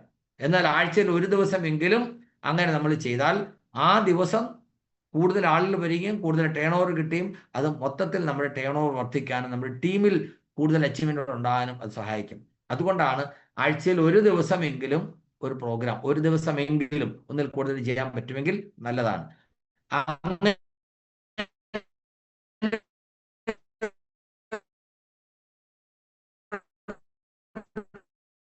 പ്രോഗ്രാം പ്ലാൻ ചെയ്യുന്നുണ്ടെങ്കിൽ ഒന്ന് ഹാൻഡിൽ ചെയ്യൂ. എത്ര പേര് ഷോപ്പിൽ, ഞാൻ സമയമൊന്നും ചോദിക്കുന്നില്ല, ഔട്ട്ലെറ്റ് ഓണേഴ്സ് റെഗുലർ ആയിട്ട് ആഴ്ചയിൽ ഒരിക്കൽ വീതം PUCകളിൽ മീറ്റിംഗ് പ്ലാൻ ചെയ്തിട്ടുള്ള ആളുകൾ ഒന്ന് ഹാൻഡിൽ ചെയ്യും. ചിലർ ശനിയാഴ്ച ആയിരിക്കും, ചിലർ വെള്ളിയാഴ്ച ആയിരിക്കും, ചിലർ ബുധനാഴ്ച ആയിരിക്കും, ചിലർ ഞായറാഴ്ച ആയിരിക്കും, രാവിലെ ആയിരിക്കും, ഉച്ച കഴിഞ്ഞായിരിക്കും, വാട്ട് എവർ ഇറ്റ് ഈസ്. അങ്ങനെ പ്ലാൻ ചെയ്യുകയും നടത്തുകയും ചെയ്യുന്ന ആളുകൾ ഒന്ന് ഹാൻഡിൽ ചെയ്യും. ഞാൻ പറഞ്ഞു 1500ഓളം ഔട്ട്ലെറ്റുകളുണ്ട്. 800-ൽ പരം ഔട്ട്ലെറ്റുകൾ വളരെ നല്ല രീതിയിൽ പ്രവർത്തിക്കുന്നവയാണ്. ഈ പ്രോഗ്രാമിൽ പങ്കെടുക്കുന്ന ആളുകളിൽ എത്ര പേര് ഹാൻഡിൽ ചെയ്യുന്നുണ്ട് നിങ്ങൾ നോക്കുക. നിങ്ങൾ പ്രൊഡക്റ്റ് വാങ്ങിക്കുന്ന ഷോപ്പിന്റെ ഓണർ കൈപൊക്കുന്നുണ്ടോ, സ്റ്റാഫ് കൈപൊക്കുന്നുണ്ടോ, നിങ്ങൾ നോക്കൂ. പ്രോഗ്രാം നടത്തുന്നില്ലാത്ത ആളുകൾ കൈപൊക്കുന്നുണ്ടെങ്കിൽ അതും നോക്കിക്കോളൂ, അതും എന്നെ അറിയിച്ചോളൂ. ഓക്കെ, കാരണം ഇതുവരെ 44 പേര് ഹാൻഡിൽ ചെയ്തിട്ടുണ്ട്. 45 പേര്, അത് പോരാ. എല്ലാവരും, എല്ലാ ഔട്ട്ലെറ്റ് ഓണേഴ്സും ആഴ്ചയിൽ ഒരു ദിവസം എന്ന കണക്കിൽ പ്രോഗ്രാമുകൾ നടത്തിയാൽ ടേൺ ഓവർ വർദ്ധിക്കും, കൂട്ടായ്മ വർദ്ധിക്കും, അച്ചീവ്മെന്റ് കൂടും, ആളുകൾക്ക് പൈസ കൂടുതൽ കിട്ടും, ആളുകൾക്ക് ആരോഗ്യം മെച്ചപ്പെടും, സന്തോഷം കൂടും. അത് തന്നെയാണ് ആർസൻ ലക്ഷ്യം വെക്കുന്നത്. TCG പറഞ്ഞത് എന്തായിരുന്നു? സ്വർഗം എന്ന് പറയുമ്പോൾ ആളുകൾക്ക് ഓർമ്മ വരുന്നത് മരിച്ചതിന് ശേഷം ഉള്ള സ്വർഗത്തെ കുറിച്ചാണ്. പക്ഷേ ലോകത്താകമാനം ആളുകൾ അറിയണം, ജീവിച്ചിരിക്കുമ്പോൾ ഒരു സ്വർഗമുണ്ട്. അത് കാണണമെങ്കിൽ ഭാരതത്തിൽ പോകണമെന്ന് ലോകത്താകമാനമുള്ള മനുഷ്യർ അറിയണം. ആ രീതിയിൽ ഭാരതത്തെ നവീകരിക്കുക എന്നുള്ളതായിരിക്കണം നമ്മുടെ ലക്ഷ്യം. അതാണ് അന്ന് TCG പറഞ്ഞത്. അത് യാഥാർത്ഥ്യമാക്കാനുള്ള പടയാളികളാണ് നിങ്ങൾ എന്നാണ് പറഞ്ഞത്, നമ്മളെല്ലാവരും. ശരിയാണോ? അങ്ങനെ തോന്നുന്നുണ്ടോ? നമ്മൾ അങ്ങനെയുള്ള ഒരു പടയാളി ഗണത്തിൽപ്പെട്ടവരാണ്. ആ ഉത്തരവാദിത്വം നമ്മൾ ഏറ്റെടുക്കാൻ തയ്യാറാണ്. അങ്ങനെയുള്ളവർ എത്ര പേരുണ്ട്? ശരിയാണ്, ആ പറഞ്ഞ കാര്യം RCM ആളുകളിലേക്ക് എത്തിച്ചുകൊണ്ട് ഈ നന്മ പരമാവധി വേഗത്തിൽ കൂടുതൽ ആളുകളിലേക്ക് എത്തിച്ച് ആ പറയുന്ന റിയൽ എന്താണ് പറയുക, സ്വർഗം യാഥാർത്ഥ്യമാക്കണം. ഓക്കെ, അപ്പോൾ ഔട്ട്ലെറ്റ് നടത്തുന്ന ആളുകൾ എന്ത് ചെയ്യണം, എന്ത് ചെയ്യാൻ പാടില്ല എന്നുള്ളതിന് ഈ ഒരൊറ്റ സ്ലൈഡ് കൊണ്ട് മാത്രം നമുക്ക് വിശദീകരിക്കാവുന്നതാണ്. എന്നാലും കുറച്ച് കാര്യങ്ങളോട് പറയാം. യെസ്, ഒരു ഷോപ്പ് തുടക്കത്തിൽ പറയുന്നു, shop should be neat and clean. പല ഷോപ്പുകളിലും ചെല്ലുമ്പോൾ നിങ്ങളൊന്ന് ശ്രദ്ധിച്ചു നോക്കൂ, സെയിൽസ് ഒക്കെ കുറവുള്ള പല ഷോപ്പുകളിലും നേരത്തെ കൊണ്ടുവന്ന് വെച്ച സാധനം അങ്ങനെ തന്നെ ഇരിക്കുന്നുണ്ടാവും. ഞാനൊരു ഷോപ്പിൽ പോയിട്ട് അവിടെ ഒരു കുക്കർ ഇരിക്കുന്നതാണ്. അപ്പോൾ ഞാൻ വിചാരിച്ചു ഇപ്പോൾ കുക്കറൊന്നും കിട്ടാറില്ല, എന്നാൽ ആ കുക്കർ വാങ്ങിച്ചു വെച്ചേക്കാം, ആർക്കെങ്കിലും വല്ലോ ഗിഫ്റ്റൊക്കെ കൊടുക്കേണ്ട ആവശ്യമെന്നാൽ കൊടുക്കാമല്ലോ. ആ കുക്കർ എടുത്ത് തരാൻ പറഞ്ഞു. അപ്പോൾ കൂടുതൽ മൂവ്മെൻ്റ് ഉള്ള ഉൽപ്പന്നങ്ങളാണ് താഴെ വെച്ചിരിക്കുന്നത്. ഇത് അത്രയധികം മൂവ്മെന്റ് ഇല്ലാത്തതായതുകൊണ്ട് ഉയരത്തിലാണ് വെച്ചിരിക്കുന്നത്, പെട്ടെന്ന് എടുക്കാൻ പറ്റില്ല. അപ്പോൾ അവരൊരു സ്റ്റൂളൊക്കെ കൊണ്ടുവന്ന് കയറി അവിടുന്ന് ആ എന്താണ് പറയുക, കുക്കർ എടുത്ത് താഴേക്ക് തന്നു. താഴേക്ക് എൻ്റെ കയ്യിലേക്ക് തന്നു. ഞാൻ മേടിച്ചപ്പോൾ തന്നെ എൻ്റെ കയ്യിൽ അഴുക്ക് പറ്റി. അതാ അവിടെയുള്ളൊരു മേശപ്പുറത്തേക്ക് വെച്ചപ്പോൾ അതിൻ്റെ മുകളിൽ ശരിക്കും പറഞ്ഞാൽ 1 ഇഞ്ച് കനത്തിലുണ്ടാവും പൊടി. പ്രസ്റ്റീജിൻ്റെ കുക്കറും കാര്യങ്ങളൊക്കെ വന്നത് എന്നാണെന്നും എത്ര കാലമായി അത് നിന്നിട്ടെന്നൊക്കെ നമുക്കറിയാം. അറ്റ്ലീസ്റ്റ് ആഴ്ചയിൽ ഒരിക്കലെങ്കിലും ഇങ്ങനെ മൂവ് ചെയ്യാത്ത ഉൽപ്പന്നങ്ങളുടെ മുകളിലുള്ള പൊടിയെങ്കിലും ഒന്ന് തട്ടിക്കളയണം. ആളുകൾ കയറി വരുമ്പോൾ പെട്ടെന്ന് ശ്രദ്ധ വരുന്ന ഭാഗത്ത് ഈ എന്താ പറയുക, 8 വലയും ചുക്കിരി വലയൊക്കെ ഉണ്ടാകാതിരിക്കാൻ ശ്രദ്ധിക്കണം. ഇപ്പം ഈ പ്രോഗ്രാം അറ്റൻഡ് ചെയ്തുകൊണ്ടിരിക്കുന്ന പല ആൾക്കും പെട്ടെന്ന് ഓർമ്മ വരും, എൻ്റെ ഷോപ്പിൽ എവിടെയായിരിക്കും വലയുള്ളത്. നിങ്ങൾ കാണില്ല, പക്ഷെ കയറി വരുന്നവർ കാണും. നാളെ പോയിട്ട് ഒന്ന് പ്രത്യേകം ശ്രദ്ധിക്കുക. കാരണം ഒരു ഷോപ്പിൻ്റെ സൽപ്പേര് അവിടുത്തെ നീറ്റ്നെസ് ക്ലീൻനെസ്സുമായിട്ട് വളരെയധികം ബന്ധപ്പെട്ടിരിക്കുന്ന സംഗതിയാണ്. സോ റെഗുലർ ക്ലീനിങ് ചെയ്യണം, ഇതുപോലെ സ്റ്റോക്ക് റൊട്ടേഷൻ ചെയ്യണം. അത്രയധികം മൂവ്മെന്റ് ഇല്ലാത്ത സാധനം അവിടെ ഇരിക്കും. നിങ്ങൾ കണ്ടിട്ടില്ലേ, സാധാരണ നമ്മുടെ നാട്ടിലുള്ള കടകളിൽ, ടൗണിലൊക്കെ പോയി കഴിഞ്ഞാൽ ഷോപ്പിൽ നിന്ന് സാധനങ്ങൾ ഡിസ്പ്ലേ ചെയ്യാനായിട്ട് പുറത്തേക്ക് എടുത്ത് വെക്കുമ്പോൾ ഒരു വടി കൊണ്ട് ഇങ്ങനെ, ഒരു ഡസ്റ്റർ കൊണ്ട് ഇങ്ങനെ അതിന് പൊടിയൊക്കെ തട്ടിയിട്ട് എടുത്ത് ഡിസ്പ്ലേ ചെയ്യും. വൈകുന്നേരം അതേപോലെ പൊടി തട്ടിക്കളഞ്ഞിട്ട് അകത്തെടുത്ത് തിരിച്ചു വെക്കുന്നത് കണ്ടിട്ടില്ലേ? അതൊരു ഡ്യൂട്ടി ആയിട്ട് നമ്മളും ശീലിക്കണം. We have to do that. Arrange the products neatly and in order. Keep the shop area clean. How to allot a PUC. ഒരു വണ്ടർവലിക്ക് എങ്ങനെയാണ്? an applicant need not be a direct seller. ഒരു outlet നടത്താൻ അപേക്ഷ കൊടുക്കുന്ന അപേക്ഷകൻ ഒരു direct seller ആയിരിക്കണമെന്ന് യാതൊരു നിർബന്ധവുമില്ല. പക്ഷേ അദ്ദേഹത്തിൻ്റെ ആപ്ലിക്കേഷൻ കൊടുക്കുന്നത് ഒരു അസോസിയേറ്റ് ബേയുടെ സൈറ്റിൽ കൂടെ മാത്രമായിരിക്കും. ഒരു ഫാമിലി ID എന്ന രീതിയിൽ അദ്ദേഹത്തെ റെക്കമെൻഡ് ചെയ്യുന്ന ഒരാളുടെ ID നമ്പർ അതിനകത്ത് കൊടുക്കേണ്ടതായിട്ടുണ്ടാവും. Fill up an online application form through rcmwonderworld.com ഒരാളുടെ സൈറ്റിലൂടെ. അപ്ലോഡ് എന്തൊക്കെയാണ് അപ്ലോഡ് ചെയ്യേണ്ടത്? ഫോട്ടോ വേണം, ID പ്രൂഫ് വേണം, അഡ്രസ് പ്രൂഫ് വേണം, പിന്നെ ബാങ്ക് പാസ്ബുക്ക്, അതായത് അക്കൗണ്ടിൻ്റെ ഡീറ്റെയിൽസ് വേണം, അതിൻ്റെ ഒരു കോപ്പി ചെയ്യണം, സ്പെസിഫിൻ സിഗ്നേച്ചർ വേണം, ഷോപ്പിൻ്റെ 5 എക്സ്റ്റേണൽ ഫോട്ടോയും 5 ഇന്റേണൽ ഫോട്ടോയും വേണം, പിന്നെ ഒരു സ്കെച്ച് വേണം. അതുപോലെ തന്നെ അതിൽ ചോദിക്കുന്ന നെസസറി ഇൻഫർമേഷൻസ് എല്ലാം നമ്മൾ ഫില്ല് ചെയ്യണം.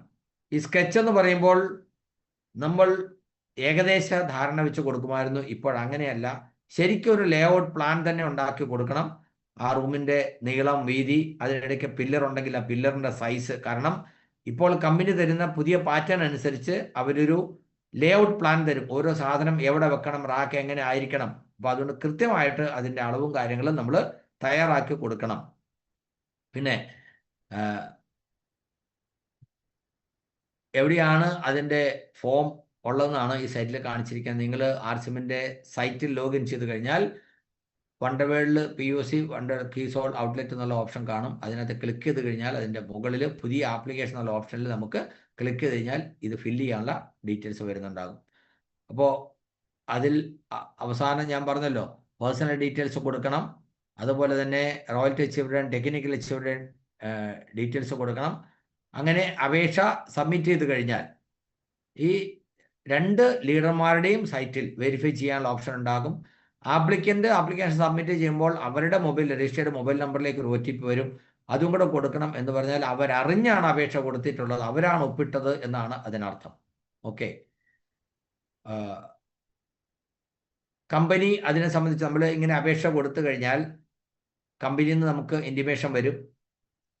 അങ്ങനെ ഡിസ്റ്റൻസ് സംബന്ധിച്ച് വേറെ തടസ്സങ്ങളൊന്നും ഇല്ല എങ്കിൽ നമുക്ക് 10,000 രൂപയാണ് അതിൻ്റെ സെക്യൂരിറ്റി ഡെപ്പോസിറ്റ് ആയിട്ട് കൊടുക്കേണ്ടത്.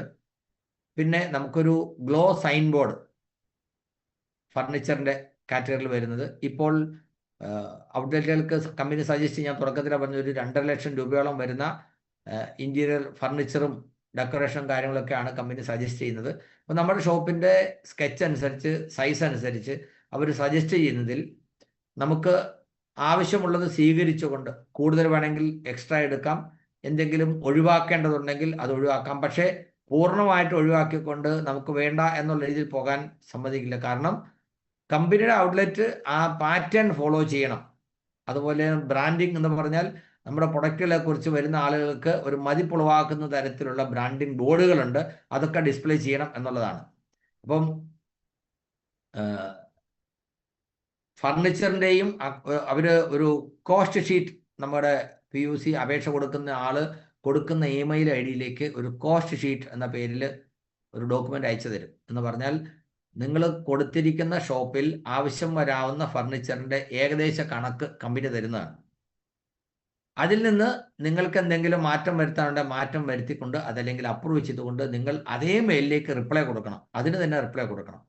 പലപ്പോഴും PUC അപേക്ഷ കൊടുക്കുന്ന ആളുകൾക്ക് ഇമെയിൽ ID ഇല്ലെങ്കിൽ അവർ താൽക്കാലികമായിട്ട് ഇമെയിൽ ID ഉണ്ടാക്കും, അവരത് നോക്കില്ല, അപ്പോൾ ഡിലേ ഉണ്ടാകും.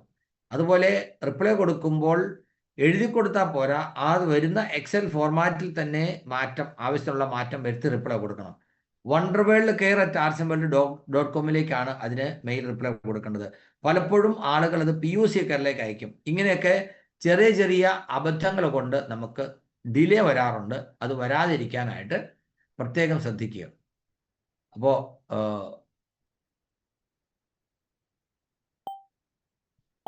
On receipt of it company will allot a PUC code and password. ഇപ്പോൾ ഈ ചെറിയ ചെറിയ പ്രൊസീജിയറിനൊക്കെ നമുക്ക് ബൈപ്പാസ് ചെയ്തുകൊണ്ട് ടോട്ടൽ എമൗണ്ട് ഫർണിച്ചറിൻ്റെ നമ്മൾ പർച്ചേസ് ചെയ്യാൻ ഉദ്ദേശിക്കുന്ന എമൗണ്ട് ഒന്നിച്ചടച്ചുകൊണ്ട് നമുക്ക് സ്റ്റാർട്ട് ചെയ്യാം. ഇപ്പോൾ ഇതിൽ പറഞ്ഞിരിക്കുന്ന ഒരു 10-14 ദിവസത്തിനുള്ളിൽ നമുക്ക് പർച്ചേസ് ചെയ്യാനുള്ള സൗകര്യം ഉണ്ടാവും. നിങ്ങൾ പൈസ അടയ്ക്കാൻ പറഞ്ഞ മെസ്സേജ് വരും.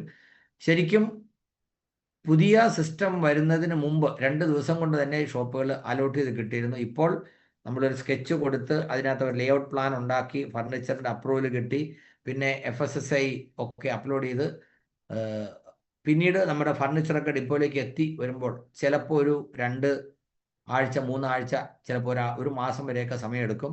അപ്പോൾ അതുകൊണ്ട് ഞാൻ പറയുന്നത്, അപേക്ഷ കൊടുക്കുന്ന ഉടൻ തന്നെ നിങ്ങൾ ഉദ്ഘാടനത്തിലുള്ള ഡേറ്റ് ഒക്കെ പ്ലാൻ ചെയ്തിട്ട് ഫർണിച്ചർ വന്നില്ല, അപ്രൂവൽ വന്നില്ല എന്ന് പറഞ്ഞ പ്രയാസം ഉണ്ടാകാൻ ഇടവരരുത്. അതുകൊണ്ട് അതിൻ്റെ അലോട്ട്മെൻറ്റും കാര്യങ്ങളും കംപ്ലീറ്റ് ആയതിനു ശേഷം മാത്രമേ ഇനാഗുറേഷനുള്ള സിസ്റ്റം നമ്മൾ ഡേറ്റും കാര്യങ്ങളൊക്കെ നമ്മൾ പ്ലാൻ ചെയ്യാൻ പാടുള്ളൂ. ഇത് ശരിക്കും നമ്മളെല്ലാവരും മനസ്സിലാക്കേണ്ടതാണ്. നമ്മൾ ഏകദേശം 100ഓളം ആളുകൾ മടുത്ത് പിരിഞ്ഞു പോയി കഴിഞ്ഞു. യഥാർത്ഥത്തിൽ ബെനിഫിറ്റ്സ് എന്താണെന്ന് നമ്മൾ മനസ്സിലാക്കുമ്പോഴാണ് ട്രഡീഷണൽ മാർക്കറ്റിങ്ങിൽ ആളുകൾക്ക് കിട്ടുന്നതും RCMന്റെ ഔട്ട്ലെറ്റ് നടത്തുന്ന ആൾക്ക് കിട്ടുന്ന വ്യത്യാസം മനസ്സിലാകുന്നത്.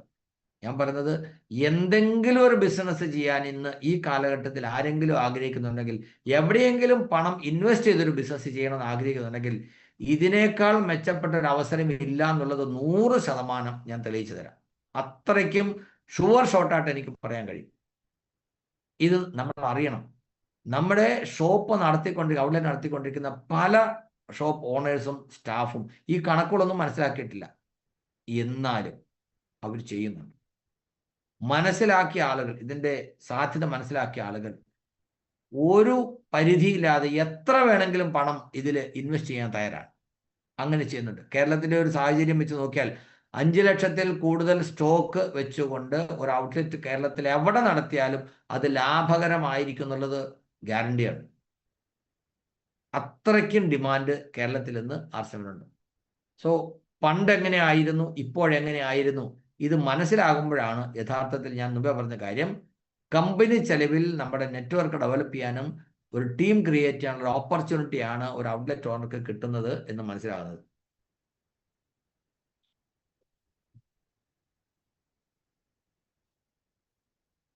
രണ്ടായിരത്തി 2007 മുമ്പ് ഞാൻ പറഞ്ഞു, ജോയിനിങ് കിറ്റിന് 5%, റീപർച്ചേസ് പ്രൊഡക്റ്റുകൾക്ക് 6%. കാരണം ജോയിൻ ചെയ്യണമെങ്കിൽ കിറ്റ് വാങ്ങണം, കമ്പൽസറി ആണല്ലോ. അതുകൊണ്ട് അതിന് 1% കുറവാണ്. എന്നാൽ റീപർച്ചേസ്, മറ്റു ഉൽപ്പന്നങ്ങൾ ആളുകൾ വാങ്ങിച്ചാലേ ബിസിനസ് വളരും. അതുകൊണ്ട് അതിനെ പ്രൊമോട്ട് ചെയ്യാൻ വേണ്ടി 1% എക്സ്ട്രാ കൊടുത്തിരുന്നു. പിന്നീട് 2007 അത് 6%, പിന്നീട് അത് 7%. അതിനുശേഷം 2009 ആട്ടയ്ക്കും ഓയിലിനും, കാരണം അതിന് വെയിറ്റ് കൂടുതലുള്ള ട്രാൻസ്പോർട്ടേഷൻ ഒക്കെ കൂടുതൽ എക്സ്പെൻസ് ഒക്കെ വരുന്നുണ്ട്, അതിൻ്റെ കമ്മീഷൻ അങ്ങനെ തന്നെ നിർത്തിക്കൊണ്ട് FMCG ഉൽപ്പന്നങ്ങൾക്ക് 8% വർദ്ധിപ്പിച്ചു. അതുകൊണ്ട് തീർന്നില്ല കേട്ടോ. അന്നത്തെ ഒരു ചെറിയൊരു കണക്ക് പറയാം. 2007 ഇതിൽ ചെറിയ ചെറിയ മാറ്റമൊക്കെ ഉണ്ടായിരിക്കാം, കാൽക്കുലേഷൻ എന്തെങ്കിലും പെശ ഉണ്ടെങ്കിൽ നിങ്ങൾ തിരുത്തിക്കൊള്ളുക. അന്ന് RCM പ്രീമിയം ടീ എന്നാണ് പറയുക. ആ പ്രീമിയം ടീക്ക് 1/2 കിലോയ്ക്ക് 65 രൂപയായിരുന്നു.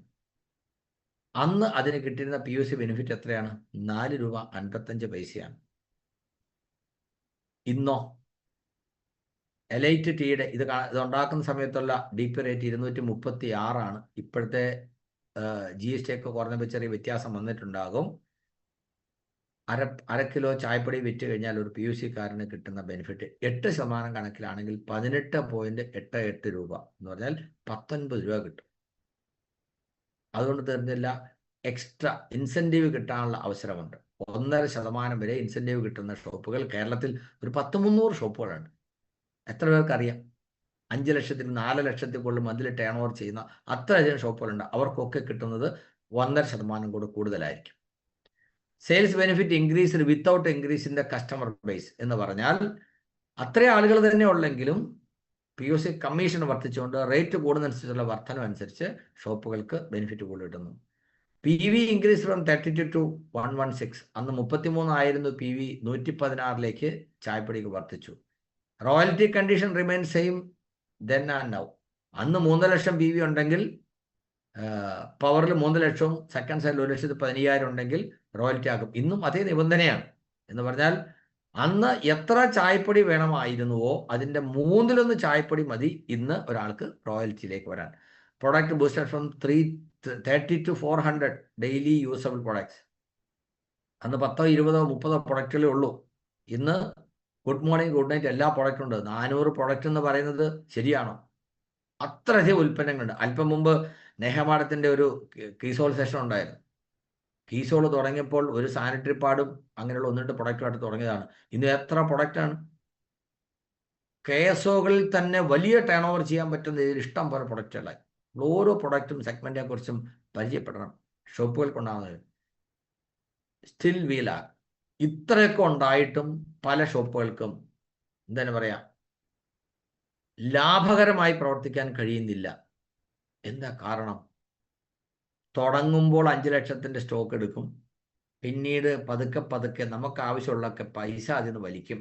ഇങ്ങനെ വലിച്ച് സ്റ്റോക്ക് കുറയും. നമ്മുടെ സ്റ്റാർ റൂബ് സുജി സാർ പറയാറില്ലേ, ഞാൻ 1 പൈസ പോലും ഷോപ്പിൽ നിന്ന് എടുക്കാറില്ല. എടുക്കുന്ന പൈസ സെയിലിൻ്റെ ബെനിഫിറ്റ് കംപ്ലീറ്റ് ഞാൻ ഷോപ്പിൽ തന്നെ റീഇൻവെസ്റ്റ് ചെയ്യുകയാണ്.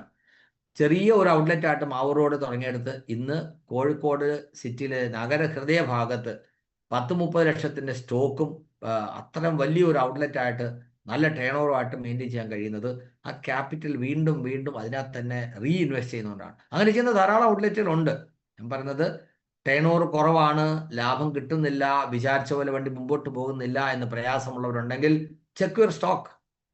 നമ്മുടെ ഷോപ്പിൽ വരുന്ന ആൾക്ക് വേണ്ടി എല്ലാ സാധനവും കൊടുക്കാൻ പറ്റുന്ന രീതിയിൽ നമ്മുടെ കയ്യിൽ സ്റ്റോക്ക് ഉണ്ടായിരിക്കണം. അതാണ് വളരെ പ്രധാനപ്പെട്ടത്. ഡിസ്കൗണ്ട് ഫ്രം ഡിപ്പോ 2014 മുതൽ അട്ടയ്ക്ക് 7%, FMCGക്ക് 8%. ഇതാണ് POC കമ്മീഷനായിട്ട് നമ്മൾ പറയുന്നത്.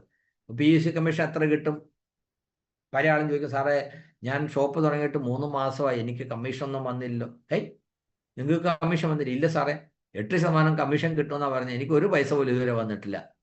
ഞാൻ ഒരു മാസം കഴിഞ്ഞ് ഓരോ ദിവസം പോയി ഞാൻ നോക്കും, ഞാൻ പൈസ അടയ്ക്കുന്നു, സാധനം വാങ്ങിക്കുന്നു, 8% കമ്മീഷൻ കിട്ടുമെന്ന് പറഞ്ഞല്ലേ. ഏത് അക്കൗണ്ടിലേക്കാ കമ്മീഷൻ വരിക? സത്യത്തിൽ ഇത് പറഞ്ഞു കൊടുത്തിട്ടില്ല അദ്ദേഹത്തിന്.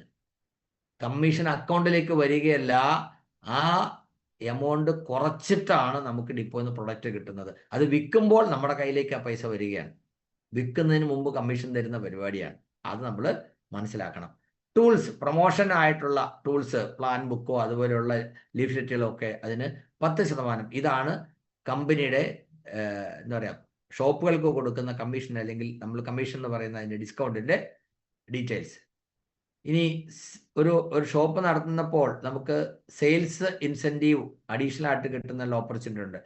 April to September and October to March half yearly കണക്കാക്കുമ്പോൾ സെയിൽസ് 12 ലക്ഷത്തിൽ കൂടുതൽ വന്നാൽ 1% എക്സ്ട്രാ ഇൻസെൻറ്റീവ് കിട്ടും. അത് 25 ലക്ഷത്തിൽ കൂടുതൽ വന്നാൽ, ഹാഫ് ഇയർലി 25 ലക്ഷത്തിൽ കൂടുതൽ വന്നാൽ അവർക്ക് 1.5% എക്സ്ട്രാ ഇൻസെൻറ്റീവ് കിട്ടും.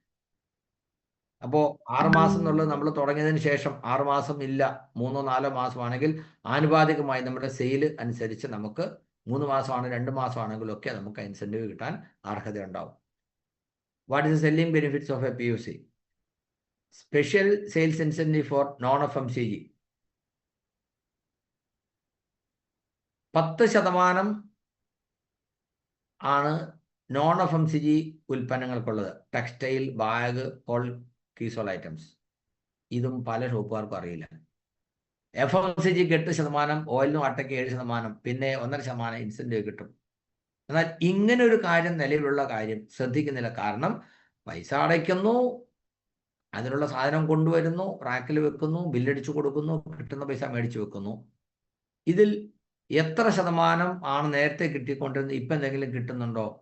പല ആളുകളും ഇതൊന്നും നോക്കുന്നില്ല. ആർക്കും അറിയത്തില്ലെന്നല്ല ഞാൻ പറഞ്ഞു. ഇതൊക്കെ കൃത്യമായിട്ട് മോണിറ്റർ ചെയ്യുന്ന കുറേ ആളുണ്ട്. പക്ഷേ ശ്രദ്ധിക്കാത്തത് കൊണ്ടും പ്രോഗ്രാമിൽ പങ്കെടുക്കാത്തത് കൊണ്ടും അപ്ഡേഷൻ ഇല്ലാത്തത് കൊണ്ട് വലിയ നഷ്ടങ്ങൾ ആളുകൾക്കുണ്ടാവുന്നുണ്ട്. ഇന്നിപ്പോൾ ഞാൻ പറഞ്ഞില്ല, ഈ പ്രോഗ്രാമിൽ എത്ര പേര് പങ്കെടുക്കേണ്ടതാണ്? 1500ഓളം ഔട്ട്ലെറ്റ് ഓണേഴ്സ് ഉണ്ട്. അതിൽ ഇതൊക്കെ അറിയാവുന്ന കുറേ ആളുകളുണ്ടാവും. അറിയത്തില്ലാത്തവർക്ക് ഇങ്ങനെ ഉണ്ടെന്ന് അറിയണമെങ്കിൽ ആരും പറഞ്ഞു കൊടുക്കണ്ടേ? പറഞ്ഞു കൊടുക്കാൻ അറിയാവുന്നവരും കുറവാണ്. അറിയാവുന്നവർക്ക് പറഞ്ഞു കൊടുക്കാൻ സമയമില്ല. അഥവാ പറഞ്ഞു കൊടുത്താൽ അവർക്ക് കേൾക്കാനും സമയമില്ല. എന്ത് ചെയ്യാനൊക്കെ നമ്മൾ നമ്മുടെ പണി ചെയ്തുകൊണ്ടിരിക്കുക.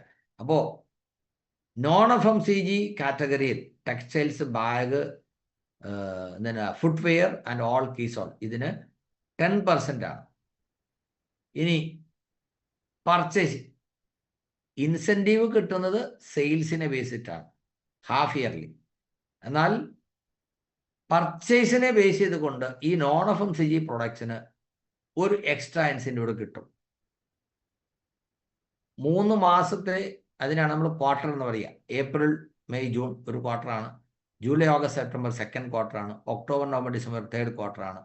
അങ്ങനെ ജനുവരി, ഫെബ്രുവരി, മാർച്ച് ഫോർത്ത് ക്വാർട്ടറാണ്. അപ്പോൾ ഫസ്റ്റ് ക്വാർട്ടറിനേക്കാൾ 10% എങ്കിലും അടുത്ത 3 മാസം കൊണ്ട് നിങ്ങളുടെ പർച്ചേസ് കൂടിയാൽ 1% എക്സ്ട്രാ. എന്തിന്? ഈ നോൺ FMCG കാറ്റഗറി. ഇതിനകത്ത് ഫുട്വെയർസും കൊണ്ട് എഴുതേണ്ടതാണ്, അത് എഴുതിയിട്ടില്ല. അത് 20% ആയാൽ 2% എക്സ്ട്രാ കിട്ടും.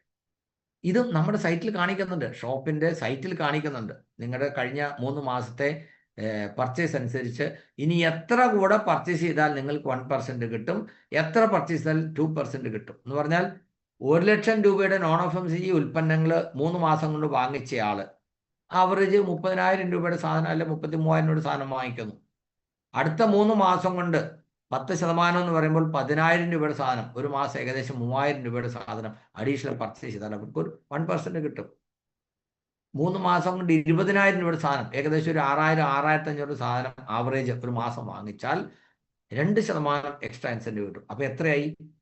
9.5% സെയിൽസ് ഇൻസെൻറ്റീവ് കിട്ടുന്ന ഒരു ഷോപ്പിന് നോൺ FMCG ഉൽപ്പന്നങ്ങൾക്കാണെങ്കിൽ 13.5% വരെ ടോട്ടൽ പ്രോഫിറ്റ് കിട്ടും. ഇത് നമ്മൾ മനസ്സിലാക്കണം. നമ്മുടെ ഷോപ്പിൻ്റെ പർച്ചേസ് എടുത്ത് നോക്കുക, എത്രയാണ്, എവിടേക്കാണ് കിട്ടുന്നത്. ചുമ്മാ ഒരു കണക്ക് പറയുകയാണ് കേട്ടോ. ഒരു ഓപ്പൺ സെയിൽ ബെനിഫിറ്റ്. ഈ ഓപ്പൺ സെയിൽ എന്ന് പറഞ്ഞാൽ എന്താണ്? മെമ്പർഷിപ്പ് ഇല്ലാത്ത ആളുകൾക്ക് MRPയിൽ പ്രൊഡക്റ്റ് കൊടുക്കുന്നതിനെയാണ് നമ്മൾ ഓപ്പൺ സെയിൽ ബെനിഫിറ്റ് എന്ന് പറയാം. പല ഷോപ്പുകളും പരാതി പറയാറുണ്ട്, നമുക്ക് കുറച്ചുകൂടെ കമ്മീഷൻ കൂട്ടി തന്നായിരുന്നെങ്കിൽ. ഇതുകൊണ്ട് ഇപ്പോഴത്തെ സാഹചര്യത്തിൽ പറ്റില്ല, ഭയങ്കര ചെലവാണ്. ഇതുപോലൊരു അവസരം ലോകത്ത് വേറെ ഏതെങ്കിലും ഒരു ബിസിനസ്സുകാരൻ ഉണ്ടാവുമോ നിങ്ങൾ ആലോചിച്ച് നോക്കാം. കാരണം എത്ര തരത്തിലുള്ള ബെനിഫിറ്റാണ് കിട്ടുക. ശരിക്കും ഇതിനെ നല്ല രീതിയിൽ ഒരു ചാർട്ടായിട്ട് ഉണ്ടാക്കേണ്ടതായിരുന്നു. അത് നിങ്ങളുടെ ഐഡിയ അനുസരിച്ച് അതിനെ മോഡിഫൈ ചെയ്തോളൂ. റോസ് ഡിലൈറ്റ് ഗ്ലോബ് കീസോളിൻ്റെ പ്രൊഡക്റ്റാണ്. അതിൻ്റെ വില 177 രൂപയാണ്. മെമ്പർഷിപ്പുള്ള ആളുകൾക്ക് 77 രൂപയ്ക്കാണ് കിട്ടുന്നത്. അതിൻ്റെ PV 46 ആണ്. വണ്ടർവേൾഡ് ക്യുക്ക് അവർക്ക് അല്ലെങ്കിൽ PUCക്ക് മിനിമം കമ്മീഷൻ 8% കണക്കാക്കുമ്പോൾ, സോറി കീസോൾ പ്രൊഡക്റ്റ് ആയതുകൊണ്ട് 10% കണക്കാക്കുമ്പോൾ 7 രൂപ 70 പൈസ അവർക്ക് ഡിസ്കൗണ്ട് ചെയ്തിട്ടാണ് ആ പ്രൊഡക്റ്റ് കിട്ടുക. മാക്സിമം ബെനിഫിറ്റ് എന്ന് പറഞ്ഞാൽ 13.5% വരെ, 1.5% ഇൻസെൻറ്റീവും അതുപോലെ തന്നെ എന്താ പറയുക, ക്വാർട്ടർലിയുള്ള പർച്ചേസ് 20% എക്സ്ട്രാ ചെയ്താൽ കിട്ടുന്ന ബെനിഫിറ്റ് ഉൾപ്പെടെ കണക്കൂട്ടുമ്പോൾ 10 രൂപ 39 പൈസ വരെ അവർക്ക് ലാഭം കിട്ടും. $39 വരെ അവർക്ക് ലാഭം കിട്ടും. PV ബെനിഫിറ്റോ 5000 PVക്ക് മുകളിലാണെങ്കിൽ 2% കിട്ടും. അത് 22% വരെ കിട്ടാനുള്ള അർഹതയുണ്ട്. ഇനി കൺസിസ്റ്റൻസി ബെനിഫിറ്റ് ഞാൻ ഇതിനകത്ത് കൂട്ടിയിട്ടില്ല. റോയൽറ്റി ടെക്നിക്കൽ ബെനിഫിറ്റ് ഇതിൽ കണക്കാക്കിയിട്ടില്ല. ഒരു ഷോപ്പ് നടത്തുന്നയാൾ മിയറിൽ സെയിൽ ചെയ്താൽ, ഒരു പ്രൊഡക്റ്റ് MRPയിൽ സെയിൽ ചെയ്ത് കഴിഞ്ഞാൽ അവർക്ക് 108 രൂപ കിട്ടുന്നു.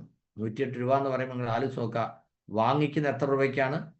77 രൂപ വിലയുള്ള സാധനം മിനിമം ബെനിഫിറ്റ് 7.7, 7 രൂപ 70 പൈസ കുറച്ച് ആണ് നമുക്ക് കിട്ടുന്നത്. എന്ന് പറഞ്ഞാൽ 69 രൂപ 30 പൈസയ്ക്ക് കിട്ടുന്ന സാധനം വിറ്റ് കഴിയുമ്പോൾ 108 രൂപ ലാഭം കിട്ടുന്നുണ്ടെങ്കിൽ, മാക്സിമം ലാഭം 120 രൂപ കിട്ടുന്നുണ്ടെങ്കിൽ എത്ര പെർസെൻ്റാന്ന് കണക്കൂട്ട് നോക്കിയേ. ഇത്രയും ലാഭം കിട്ടാവുന്ന ഏതെങ്കിലും ഒരു ബിസിനസ് എവിടെയെങ്കിലും ഉണ്ടോ? ഇതുണ്ടായിട്ട് ഇത് പ്രയോജനപ്പെടുത്താതെ അസോസിയേറ്റ് ബേസ് വരുമ്പോൾ അവർക്ക് 77 രൂപയ്ക്ക് കൊടുക്കാൻ വേണ്ടി മാത്രം കാത്തിരിക്കുന്ന ബഹുഭൂരിപക്ഷം ഷോപ്പ് ഓണേഴ്സിനോട് എനിക്ക് പറയാനുള്ളത്, ഓപ്പൺ സെയിലിനുള്ള ഓപ്പർച്യൂണിറ്റി നിങ്ങൾ പ്രയോജനപ്പെടുത്തണം. നമ്മുടെ ഷോപ്പിന്റെ പരിസരത്ത് കൂടെ നടന്നു പോകുന്ന ആളുകളെ വിളിച്ചു വരുത്തി പ്രൊഡക്റ്റ് പരിചയപ്പെടുത്തി കൊടുക്കുന്ന ഒരു ശീലം നമുക്കുണ്ടാകണം. മറ്റൊരു പ്രൊഡക്റ്റോട് പറഞ്ഞ് ഒന്ന് കമ്പയർ ചെയ്യാം, ഗുഡ്സിപ്പ്. കാരണം പാനീയങ്ങൾ ഇന്ത്യക്കാരുടെ ശീലമാണ്. കാലത്ത് മുതൽ രാത്രി കിടക്കുന്നത് വരെ പലതരത്തിലുള്ള പാനീയങ്ങൾ ഉപയോഗിക്കുന്ന ആളാണ്. എല്ലാ പാനീയത്തിനെയും റിപ്ലേസ് ചെയ്തുകൊണ്ട് ഏറ്റവും ആരോഗ്യദായകമായ, ഏറ്റവും ടേസ്റ്റി ആയിട്ടുള്ള, ഏറ്റവും ന്യായവിലയ്ക്ക് കിട്ടുന്ന, നമ്മുടെ നാടിൻ്റെ തനിമ വിളിച്ചോതുന്ന ഈ ഒരു പ്രൊഡക്റ്റ് സത്യത്തിൽ പ്രൊമോട്ട് ചെയ്യുന്ന കാര്യത്തിൽ നമ്മൾ അസോസിയേറ്റ് ബയ്യേഴ്സ് ഫാമിലിയും ഷോപ്പുകാരും പരാജയപ്പെട്ടിരിക്കുന്നത് ഞാൻ പറയുള്ളൂ. കാരണം ഇത്രയും നല്ലൊരു പ്രൊഡക്റ്റ് ഉണ്ടായിട്ട് എന്തുകൊണ്ട്? ഞാൻ പറഞ്ഞത് കമ്പനിയിൽ നിന്ന് ലോഡ് കണക്കിന് ഗുഡ്സിപ്പ് നമ്മുടെ കേരളത്തിലേക്ക് വരണം. എല്ലാവരും വിളിച്ച് കാണിച്ചു കൊടുക്കും.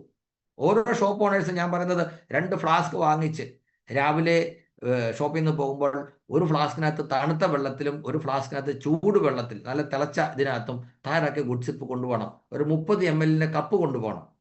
നമ്മുടെ ഷോപ്പിന് മുമ്പിൽ കൂടെ പോകുന്ന ആളുകളെ വിളിച്ച് അത് കാണിച്ചു കൊടുക്കണം, അവർക്ക് ടേസ്റ്റ് ചെയ്യാൻ കൊടുക്കണം. എന്നിട്ട് ഇതിനകത്ത് എന്തൊക്കെ ഇൻഗ്രീഡിയൻസ് ഉണ്ടെന്നുള്ളതിൻ്റെ ഒരു പ്രിൻ്റ് ഔട്ട്, ആ പടം അങ്ങനെ തന്നെ നമ്മൾ വളരെ മനോഹരമായിട്ട് നമ്മുടെ എന്താണ് പറയുക, മുബാരക് സാറ് ഉണ്ടാക്കി തന്നിട്ടുള്ള പ്രിൻ്റ് ഔട്ട് ഉണ്ട്, അല്ലെങ്കിൽ പല ആളുകളും ഉണ്ടാക്കി വെച്ചിട്ടുണ്ട്. അതൊരെണ്ണം ഷോപ്പിലുണ്ടാവണം. അതിൽ പോകുന്ന ആളുകളെ വിളിച്ച് കാണിച്ചു കൊടുക്കണം, അല്പം ടേസ്റ്റ് ചെയ്യാൻ കൊടുക്കണം. എന്നിട്ട് പറയണം അതിനകത്ത് എന്തൊക്കെയുണ്ട്. ഞാനിപ്പോൾ ചോദിച്ചു കഴിഞ്ഞാൽ അത് പറയാൻ പറ്റുന്ന ആളുകൾ കുറച്ച് പേരുണ്ടാവും, പക്ഷേ ബഹുഭൂരിപക്ഷം ആളുകൾക്ക് അത് അറിയില്ല. കുടിച്ചിട്ടുണ്ട് സാറേ, നല്ല ടേസ്റ്റാന്ന് പറയും. എങ്ങനെയാണ് ഉപയോഗിക്കുന്നത്? പച്ചവെള്ളത്തിൽ, നല്ല തണുത്ത വെള്ളത്തിൽ ഉപയോഗിക്കാം, വേണമെങ്കിൽ സോഡ ചേർത്ത് ഉപയോഗിക്കാം, ചൂടുവെള്ളത്തിൽ ചായയോ കാപ്പിയോ ഒക്കെ ഉപയോഗിക്കുന്നതിന് പകരമായിട്ട് ഉപയോഗിക്കാം, തൈരിനകത്ത് ചേർത്ത് ലസ്സിയായിട്ട് ഉപയോഗിക്കാം, നമ്മൾ പച്ചക്കറികളോ സലാഡ് കഴിക്കുമ്പോൾ അതിനകത്ത് സ്പ്രിങ്കിൾ ചെയ്യാം, അതുപോലെ ഫ്രൂട്ട്സ് കഴിക്കുകയാണെങ്കിൽ അതിനകത്ത് സ്പ്രിങ്കിൾ ചെയ്ത് ഉപയോഗിക്കാം. ഇതെങ്ങനെ ഉപയോഗിച്ചാലും ഈ ഔഷധങ്ങളുടെ ബെനിഫിറ്റ് നമുക്കുണ്ടാവും. നെല്ലിക്ക, നാരങ്ങ, ഇഞ്ചി, കുരുമുളക്, ഗ്രാമ്പു, പുതിന തുടങ്ങി എത്രയോ ഔഷധങ്ങളാണ്. ഈ ഓരോ ഔഷധങ്ങളിലെയും ഗുണം എന്താ നമുക്കറിയാം. ഇതെങ്ങനെ ഒന്ന് പറഞ്ഞ് കാണിച്ചു കൊടുത്തു കഴിഞ്ഞാൽ ആരെങ്കിലും വാങ്ങാൻ പോകും. ഇനി അഥവാ ആരെങ്കിലും 1-2 പേര് ഈ 30 ml കുടിച്ചിട്ട് പോയാൽ നമുക്ക് വലിയ നഷ്ടം വരെ ഉണ്ടാകും. ഞാൻ പറഞ്ഞത് കേരളത്തിലെ എല്ലാ ഷോപ്പ് ഓണേഴ്സും പ്രൊഡക്റ്റ് പ്രൊമോട്ട് ചെയ്യുന്ന കാര്യത്തിൽ അല്പം കൂടെ എന്തിനു പറയാം, ഫോക്കസ്ഡ് ആവണം. ഇത് ഈ ഒരു പ്രൊഡക്റ്റ് മാത്രമല്ല, ഇതുപോലെ നമുക്ക് പ്രൊമോട്ട് ചെയ്യാൻ പറ്റുന്ന ഇഷ്ടം പോലെ പ്രൊഡക്റ്റ് ഉണ്ട്. ഓപ്പൺ സെയിൽ എന്ന് പറയുന്നത് നമ്മുടെ ശീലമാകണം. പുതുമയിൽ നമ്മുടെ കൂടെ വണ്ടർവെള്ളിക്ക് നടന്ന അശോകേട്ടനുണ്ട്, ഞാൻ ശ്രദ്ധിക്കാറുണ്ട്. എത്ര പ്രോഗ്രാം ഉണ്ടെങ്കിൽ ആ പ്രോഗ്രാമിലൊക്കെ അദ്ദേഹം പങ്കെടുക്കും. അദ്ദേഹം ഓൺലൈൻ പ്രോഗ്രാം എല്ലാം വീഡിയോ ഓൺ ചെയ്ത് തന്നെ അറ്റൻഡ് ചെയ്യാറുണ്ട്. 10-60,000 PV അദ്ദേഹം ഓപ്പൺ സെയിലിലൂടെ ഓരോ മാസവും നേടുന്നു. അതൊക്കെ ഞാൻ വിചാരിച്ചു ഇത് സത്യത്തിൽ ഇങ്ങനെ ആയിരിക്കില്ല. പക്ഷെ അദ്ദേഹം പറഞ്ഞു, ഇല്ല സാറേ, ഇഷ്ടം പോലെ ഓപ്പൺ സെയിലാണ്. വരുന്ന ആരെയും വിളിച്ച് ഞാൻ പ്രൊഡക്റ്റ് പരിചയപ്പെടുത്തും, ചിലർക്ക് സാമ്പിളായിട്ട് ചിലത് കഴിക്കാൻ കൊടുക്കും, പറഞ്ഞു കൊടുക്കും. അങ്ങനെ ഇഷ്ടം പോലെ ഓപ്പൺ സെയിൽ വരുന്നുണ്ട്. ശരിക്കും അങ്ങനെ ഓപ്പൺ സെയിൽ ചെയ്യുന്ന ധാരാളം ഔട്ട്ലെറ്റുകളുണ്ട്. ഈ ഒരു ഷോപ്പിൻ്റെ ഈ ഒരു പ്രൊഡക്റ്റിൻ്റെ സെയിൽസ് ബെനിഫിറ്റ് നിങ്ങൾ നോക്കുക. ഇപ്പോൾ ഗുഡ്സിപ്പിൻ്റെ MRP 25 കേട്ടോ. GST പരിഷ്കരിച്ചപ്പോൾ ഇനി പുതിയ ലോട്ട് വരുമ്പോൾ വിലക്കുറവായിരിക്കും. അപ്പോൾ DP റേറ്റിൽ മാറ്റമില്ലെങ്കിലും MRP വ്യത്യാസം വരുമ്പോൾ ചിലപ്പോൾ നമുക്ക് കിട്ടുന്ന നെറ്റ് ബെനിഫിറ്റ് കുറച്ച് വ്യത്യാസം വരും. പക്ഷെ ഇപ്പോൾ നമുക്ക് കിട്ടിക്കൊണ്ടിരിക്കുന്നത് ഈ റേറ്റാണ്. 25 രൂപ MRP ആണ്, DP 18 ആണ്, PV 15 ആണ് എന്ന് പറയുമ്പോൾ 83% PV നമുക്ക് അതിൽ കിട്ടുന്നുണ്ട്.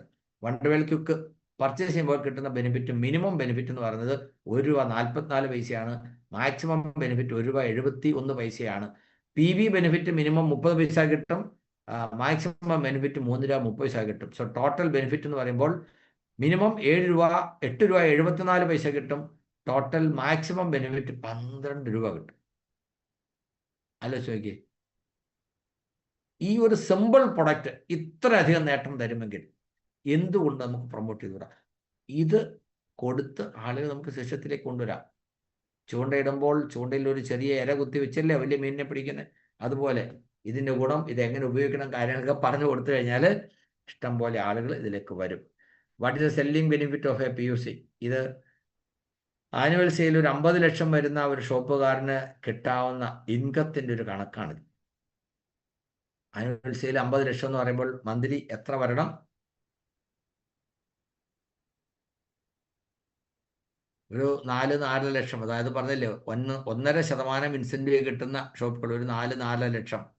ഞാൻ പറഞ്ഞ ഒരു 5 ലക്ഷത്തിന് മുകളിൽ സ്റ്റോക്ക് ചെയ്യുന്ന ഏത് ഷോപ്പുകൾക്കും ഇത്തരത്തിൽ 1.5% ഇൻസെൻറ്റീവ് കിട്ടാൻ അവസരമുണ്ടാകും. ഇപ്പോൾ നമ്മൾ 682 പേരുണ്ട്. ഇതിൽ 1.5% ഇൻസെൻറ്റീവ് വാങ്ങിക്കുന്ന ഷോപ്പുകാരെന്ന് ഹാൻഡ് റൈസ് ചെയ്യാം. എത്ര പേരുണ്ടെന്ന് നോക്കട്ടെ. ഇപ്പോൾ നമ്മൾ 680 പേരുണ്ട്. എത്ര ഔട്ട്ലെറ്റ് ഓണേഴ്സ് 1.5% കൂടുതൽ ഇൻസെൻറ്റീവ് 1.5% ഇൻസെൻറ്റീവ് വാങ്ങിക്കുന്നവരുണ്ട്? നോക്കട്ടെ എത്ര പേരുണ്ടെന്ന്. കാരണം ഷോപ്പ് നടത്തുന്ന ലാഭമില്ല സാറേ, എനിക്ക് സാധനം കിട്ടുന്നില്ല സാറേ, സെയില് കിട്ടുന്നില്ല എന്നൊക്കെ പറയുന്ന ആളുകൾ മനസ്സിലാക്കേണ്ട കാര്യം, നിങ്ങളുടെ ഇൻവെൻട്രി വീക്കാണ്, നിങ്ങളുടെ സ്റ്റോക്ക് കുറവാണ്. എങ്ങനെയെങ്കിലും 300 സ്ക്വയർ ഫീറ്റ് എങ്കിലും ഏരിയ വേണമെന്ന് പറഞ്ഞ് ഇത്രയും സാധനങ്ങൾ ഒരു മാന്യമായ ക്വാണ്ടിറ്റി വെക്കണമെങ്കിൽ അത്ര സ്ഥലം വേണം, അത്രയും സാധനം എടുത്ത് വെക്കണമെങ്കിൽ അതിനുള്ള പൈസ വേണം. അതില്ലെങ്കിൽ അതിൻ്റെ ഡിസൈൻ അനുസരിച്ചുള്ള നേട്ടം നമുക്ക് കിട്ടില്ല. നഷ്ടം വരികയല്ല ഒരു കാരണവശാലും. എന്നാൽ ആർക്കെങ്കിലും നഷ്ടം വരുന്നുണ്ടെങ്കിൽ തീർച്ചയായിട്ടും ഇൻവെസ്റ്റ്മെൻറ്റിന് കുറവും നമ്മുടെ പിടിപ്പുകളും ഉണ്ടെന്ന് നമ്മൾ മനസ്സിലാക്കണം. 35 പേരാണ് ഇപ്പോൾ ഹാൻഡ് റൈസ് ചെയ്തിരിക്കുന്നത്. അത് പോരാ, ഏകദേശം ഒരു 300ഓളം ഔട്ട്ലെറ്റുകൾ കേരളത്തിൽ 1.5% ഇൻസെൻറ്റീവ് വാങ്ങിക്കുന്നവരുണ്ട്. ആലോചിച്ച് നോക്കി, ഒരു 7 ലക്ഷം രൂപ ഇൻവെസ്റ്റ് ചെയ്തിട്ട് income per month from shop മാത്രം കാണിച്ചിരിക്കുന്നതാണിത്. ഇതൊന്നും അല്ല കേട്ടോ, ഇതിനേക്കാൾ വലിയ രീതിയിൽ ടേൺ ഓവർ ചെയ്യുന്ന ഔട്ട്ലെറ്റുകൾ ധാരാളമുണ്ട്. ഈ പറയുന്ന 1.5% ഇൻസെൻറ്റീവ് വാങ്ങിക്കുന്ന 300 ഔട്ട്ലെറ്റുകളിൽ 100 ഔട്ട്ലെറ്റുകളിൽ 10 ലക്ഷത്തിൽ കൂടുതൽ മന്ത്ലി ടേൺ ഓവർ ചെയ്യുന്ന ഏതാണ്ട് 100ഓളം ഔട്ട്ലെറ്റുകളുണ്ട്. നമ്മുടെ വണ്ടർവേളുകളൊക്കെ 10ഉം 15ഉം 20ഉം 25 ലക്ഷത്തിൻ്റെയൊക്കെ ടേൺ ഓവർ ചെയ്യുന്നുണ്ട് മന്ത്ലി. ആലോചിച്ചേക്ക് എന്തായിരിക്കും ഇത്തരത്തിൽ അവർക്ക് കിട്ടുന്ന ബെനിഫിറ്റ്. അങ്ങനെ ഞാൻ പറഞ്ഞത്, ബിസിനസ്സിൽ ഇൻവെസ്റ്റ് ചെയ്യണമെങ്കിൽ ഇതിനേക്കാൾ ബെറ്റർ ഓപ്പർച്യൂണിറ്റി ഈ നൂറ്റാണ്ടിൽ വേറെ എവിടെയില്ല. കാരണം ഒരു റിസ്ക്കും ഇല്ലാതെ അനുദിനം വളരുന്നു. മാത്രമല്ല, ഈ ഷോപ്പുകളിലെ വളർച്ചയിലൂടെ നമ്മുടെ നെറ്റ്വർക്ക് വളരെ വേഗത്തിൽ വിപുലീകരിക്കാൻ നമുക്ക് കഴിയും. ധാരാളം ആളുകൾ ഇതിൻ്റെ പോളിസി മനസ്സിലാക്കി ചെയ്യുന്നവരുണ്ട്. പക്ഷെ ചില ആളുകൾ വെറുതെ ഒരു സർവീസ് പോലെ 5, 8, 10 വർഷമായിട്ട് ഒരേ രീതിയിൽ എന്നും 16 എന്ന രീതിയിൽ ഷോപ്പ് നടത്തുന്ന ആളുകളുണ്ട്. ഒരു 1.5-2 ലക്ഷത്തിൻ്റെ സ്റ്റോക്ക് വയ്ക്കുന്നു, വല്ലപ്പോഴൊക്കെ കുറച്ച് സാധനം കൊണ്ടുവരുന്നു. അവിടെ കുറച്ച് റെഗുലർ കസ്റ്റമേഴ്സ് ഉണ്ട്, അവർക്ക് എണ്ണയും ആട്ടയും ചായപ്പൊടിയും സോപ്പും ഒക്കെ കൊടുക്കുന്നു, ഹാപ്പിയാണ്, നോ പ്രോബ്ലം. അങ്ങനെയുള്ളവരും ഉണ്ട്. പക്ഷേ അവർക്ക് ബെസ്റ്റ് പലതും നഷ്ടമാകുന്നു, അവർക്ക് കിട്ടേണ്ട പലതും നഷ്ടമാകുന്നു. അങ്ങനെയുള്ള ആളുകളെ തട്ടി ഉണർത്തേണ്ട സമയമാണ്. അല്പം കൂടെ ഇൻവെസ്റ്റ് ചെയ്ത് കാര്യം മനസ്സിലാക്കി കാലത്തിനനുസരിച്ച് ഇതിൻ്റെ കൂടെ നിന്നാൽ നമുക്ക് കുതിച്ചു പായുന്നവരുടെ കൂട്ടത്തിൽ കൂടുതൽ നേട്ടങ്ങൾ ഉണ്ടാക്കാൻ കഴിയുമെന്ന് അവരോട് പറഞ്ഞു കൊടുക്കണം. ആര് മുഖാന്തരമാണ് അവർ ഷോപ്പിലേക്ക് സിസ്റ്റത്തിലേക്ക് വന്നിട്ടുള്ളത്, അവരുടെ പ്രധാനപ്പെട്ട ഉത്തരവാദിത്വമാണ്. നിങ്ങൾ ഉൽപ്പന്നം വാങ്ങിക്കുന്ന ഷോപ്പുകളുടെ സ്ഥിതി അത്തരത്തിൽ പരിതാപകരമായ അവസ്ഥയാണെങ്കിൽ തീർച്ചയായിട്ടും അവരോട് മാത്രമല്ല, അവരുടെ അപ്ലൈനോടും നിങ്ങളുടെ അപ്ലൈനോടും പറയണം, ഇന്ന ഷോപ്പിൽ ഇന്ന ഔട്ട്ലെറ്റിൽ സ്ഥിതി മോശമാണ്, അവിടെ ആളുകളെ കൊണ്ടുപോയി നമുക്ക് പറഞ്ഞു കൊടുക്കാനും കാണിച്ചു കൊടുക്കാനും സജസ്റ്റ് ചെയ്യാൻ പറ്റിയ നല്ലൊരു ഷോപ്പല്ല. നിങ്ങൾ ആലോചിച്ച് നോക്കുക, എവിടെയെങ്കിലും ഒരു സിറ്റിയിൽ നല്ലൊരു ഒരു പുതിയൊരാളെ പറഞ്ഞു വിടണമെങ്കിൽ ആദ്യം വിളിച്ച് ചോദിക്കും ആളല്ലേ എവിടെയാണ് നല്ല ഷോപ്പ്. എന്നെ പലരും വിളിച്ച് ചോദിക്കാറുണ്ട്, സാറ് തൃശ്ശൂർ എവിടെയാണ് സാറേ ഒരു നല്ല ഷോപ്പുള്ളത്?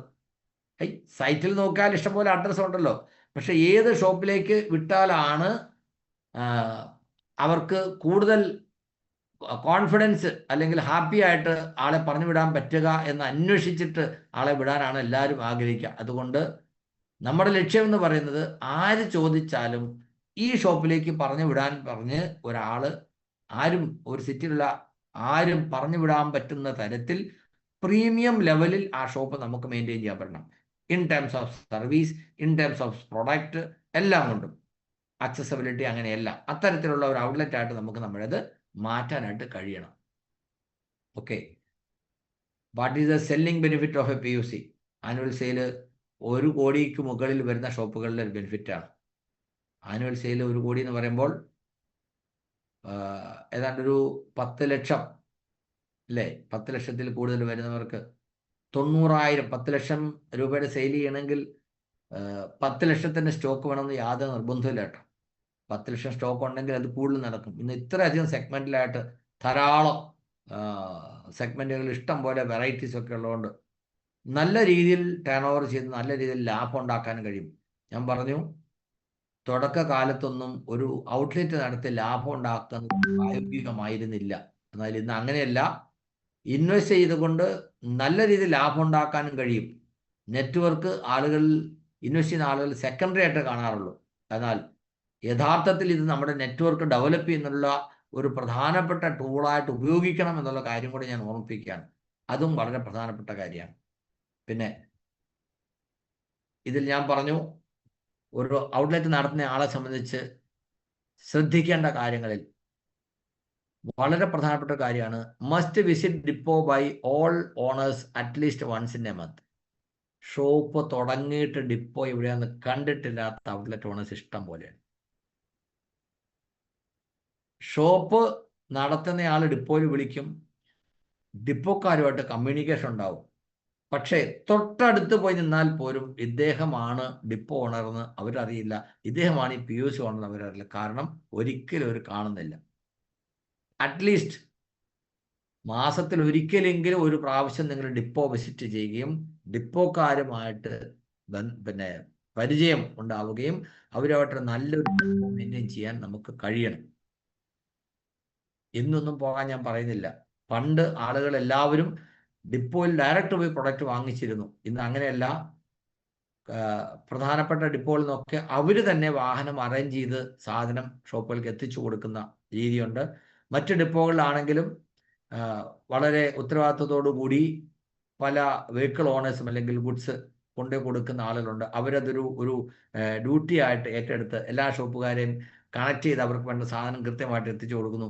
അങ്ങനെയൊക്കെ ചെയ്യുന്നതുകൊണ്ട് പല PUC ഓണേഴ്സും ഡിപ്പോയിൽ പോവുക പോലില്ല. എന്നാൽ വളരെ കൃത്യമായിട്ട് ആഴ്ചയ്ക്ക് വരെ ഡിപ്പോയിൽ പോകുന്ന PUC ഓണേഴ്സ് ഉണ്ട്. ഇത് തീർച്ചയായിട്ടും നമ്മൾ ശ്രദ്ധിക്കണം. ഇനി ഇതിനകത്ത് എഴുതിയിരിക്കുന്ന കാര്യം, number of purchase should be increased. ഇത് ഞാനൊന്ന് തിരുത്താൻ ആഗ്രഹിക്കുകയാണ്. Number of purchase should be minimised എന്ന് ഞാൻ പറയാം. ഇതെന്നറിയോ, കുറേശ്ശെ സാധനം വാങ്ങിക്കുമ്പോൾ ഡിപ്പോയുടെ ലോഡ് കൂടുകയാണ്.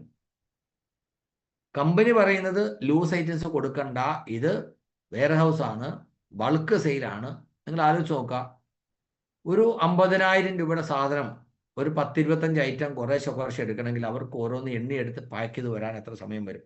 അതിന് പകരം ആ സാധനങ്ങൾ ഓരോ ബോക്സാണ് എടുക്കുന്നെങ്കിലോ അതിൻ്റെ 10-1 സമയം കൊണ്ട് സാധനം കൊടുക്കാൻ പറ്റും. അപ്പോൾ എന്തുകൊണ്ടാണ് കുറേശ്ശെ കൊടുക്കേണ്ടി വരുന്നത്? ഷോപ്പുകൾക്ക് ഇൻവെന്ററി കുറവാണ്, വീക്കാണ്, ഇൻവെസ്റ്റ്മെന്റ് കുറവാണ്. ഇനി ചില സാധനങ്ങൾ ഇല്ല, അടുത്ത ആഴ്ച വരുന്നു, അപ്പോൾ നമ്മൾ പർച്ചേസ് ചെയ്യുന്നു. ഓക്കെ, ദിവസവും 2, 3, 4 ഓർഡർ ഇടുന്ന ആളുകളെന്നാണ് പറഞ്ഞത്. ഓരോ PUCക്കാര് ദിവസം ഓർഡർ ഇടുകയാണ്. രാവിലെ ഒരു ഓർഡർ ഇട്ടു, അത് കഴിഞ്ഞൊരു 11 മണിയാകുമ്പം അവർക്ക് കുറച്ച് സെയിലുണ്ടായി, ആ പൈസക്ക് അടുത്ത ഓർഡർ ഇട്ടു. 4 മണിയാകുമ്പോൾ വേറെ ഓർഡർ ഇട്ടു, രാത്രി വേറെ ഓർഡർ ഇട്ടു. ഒരു ദിവസം തന്നെ 3-4 ഓർഡർ ഇടുന്നു. ഇത് എടുക്കുന്ന ഡിപ്പോക്കാരുടെ സ്ഥിതി ആലോചിച്ച് നോക്കി.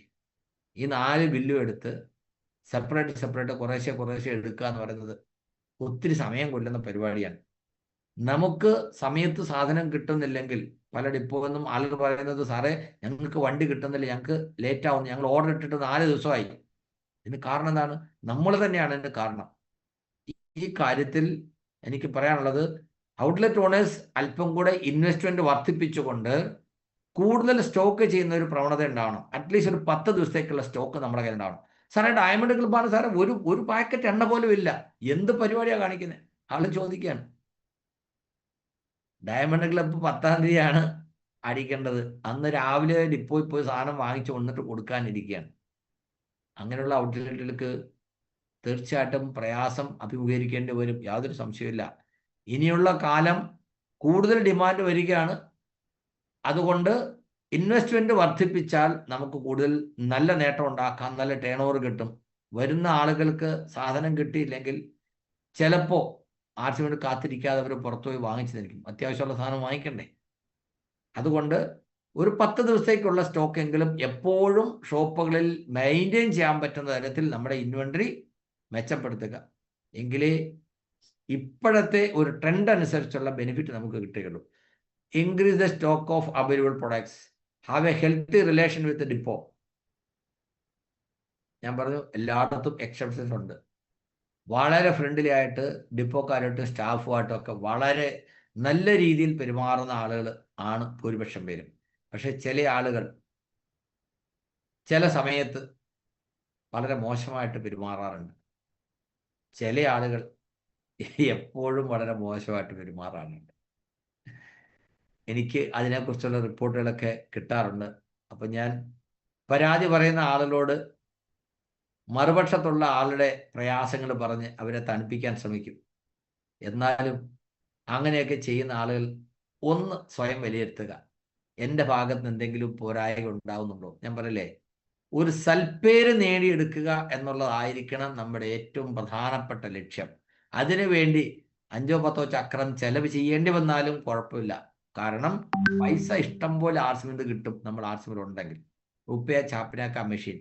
പക്ഷേ സൽപ്പേര് അത് പോയി കഴിഞ്ഞാൽ പിന്നെ അത് തിരുത്തി കൊണ്ടുവരാൻ വലിയ പ്രയാസമാണ്.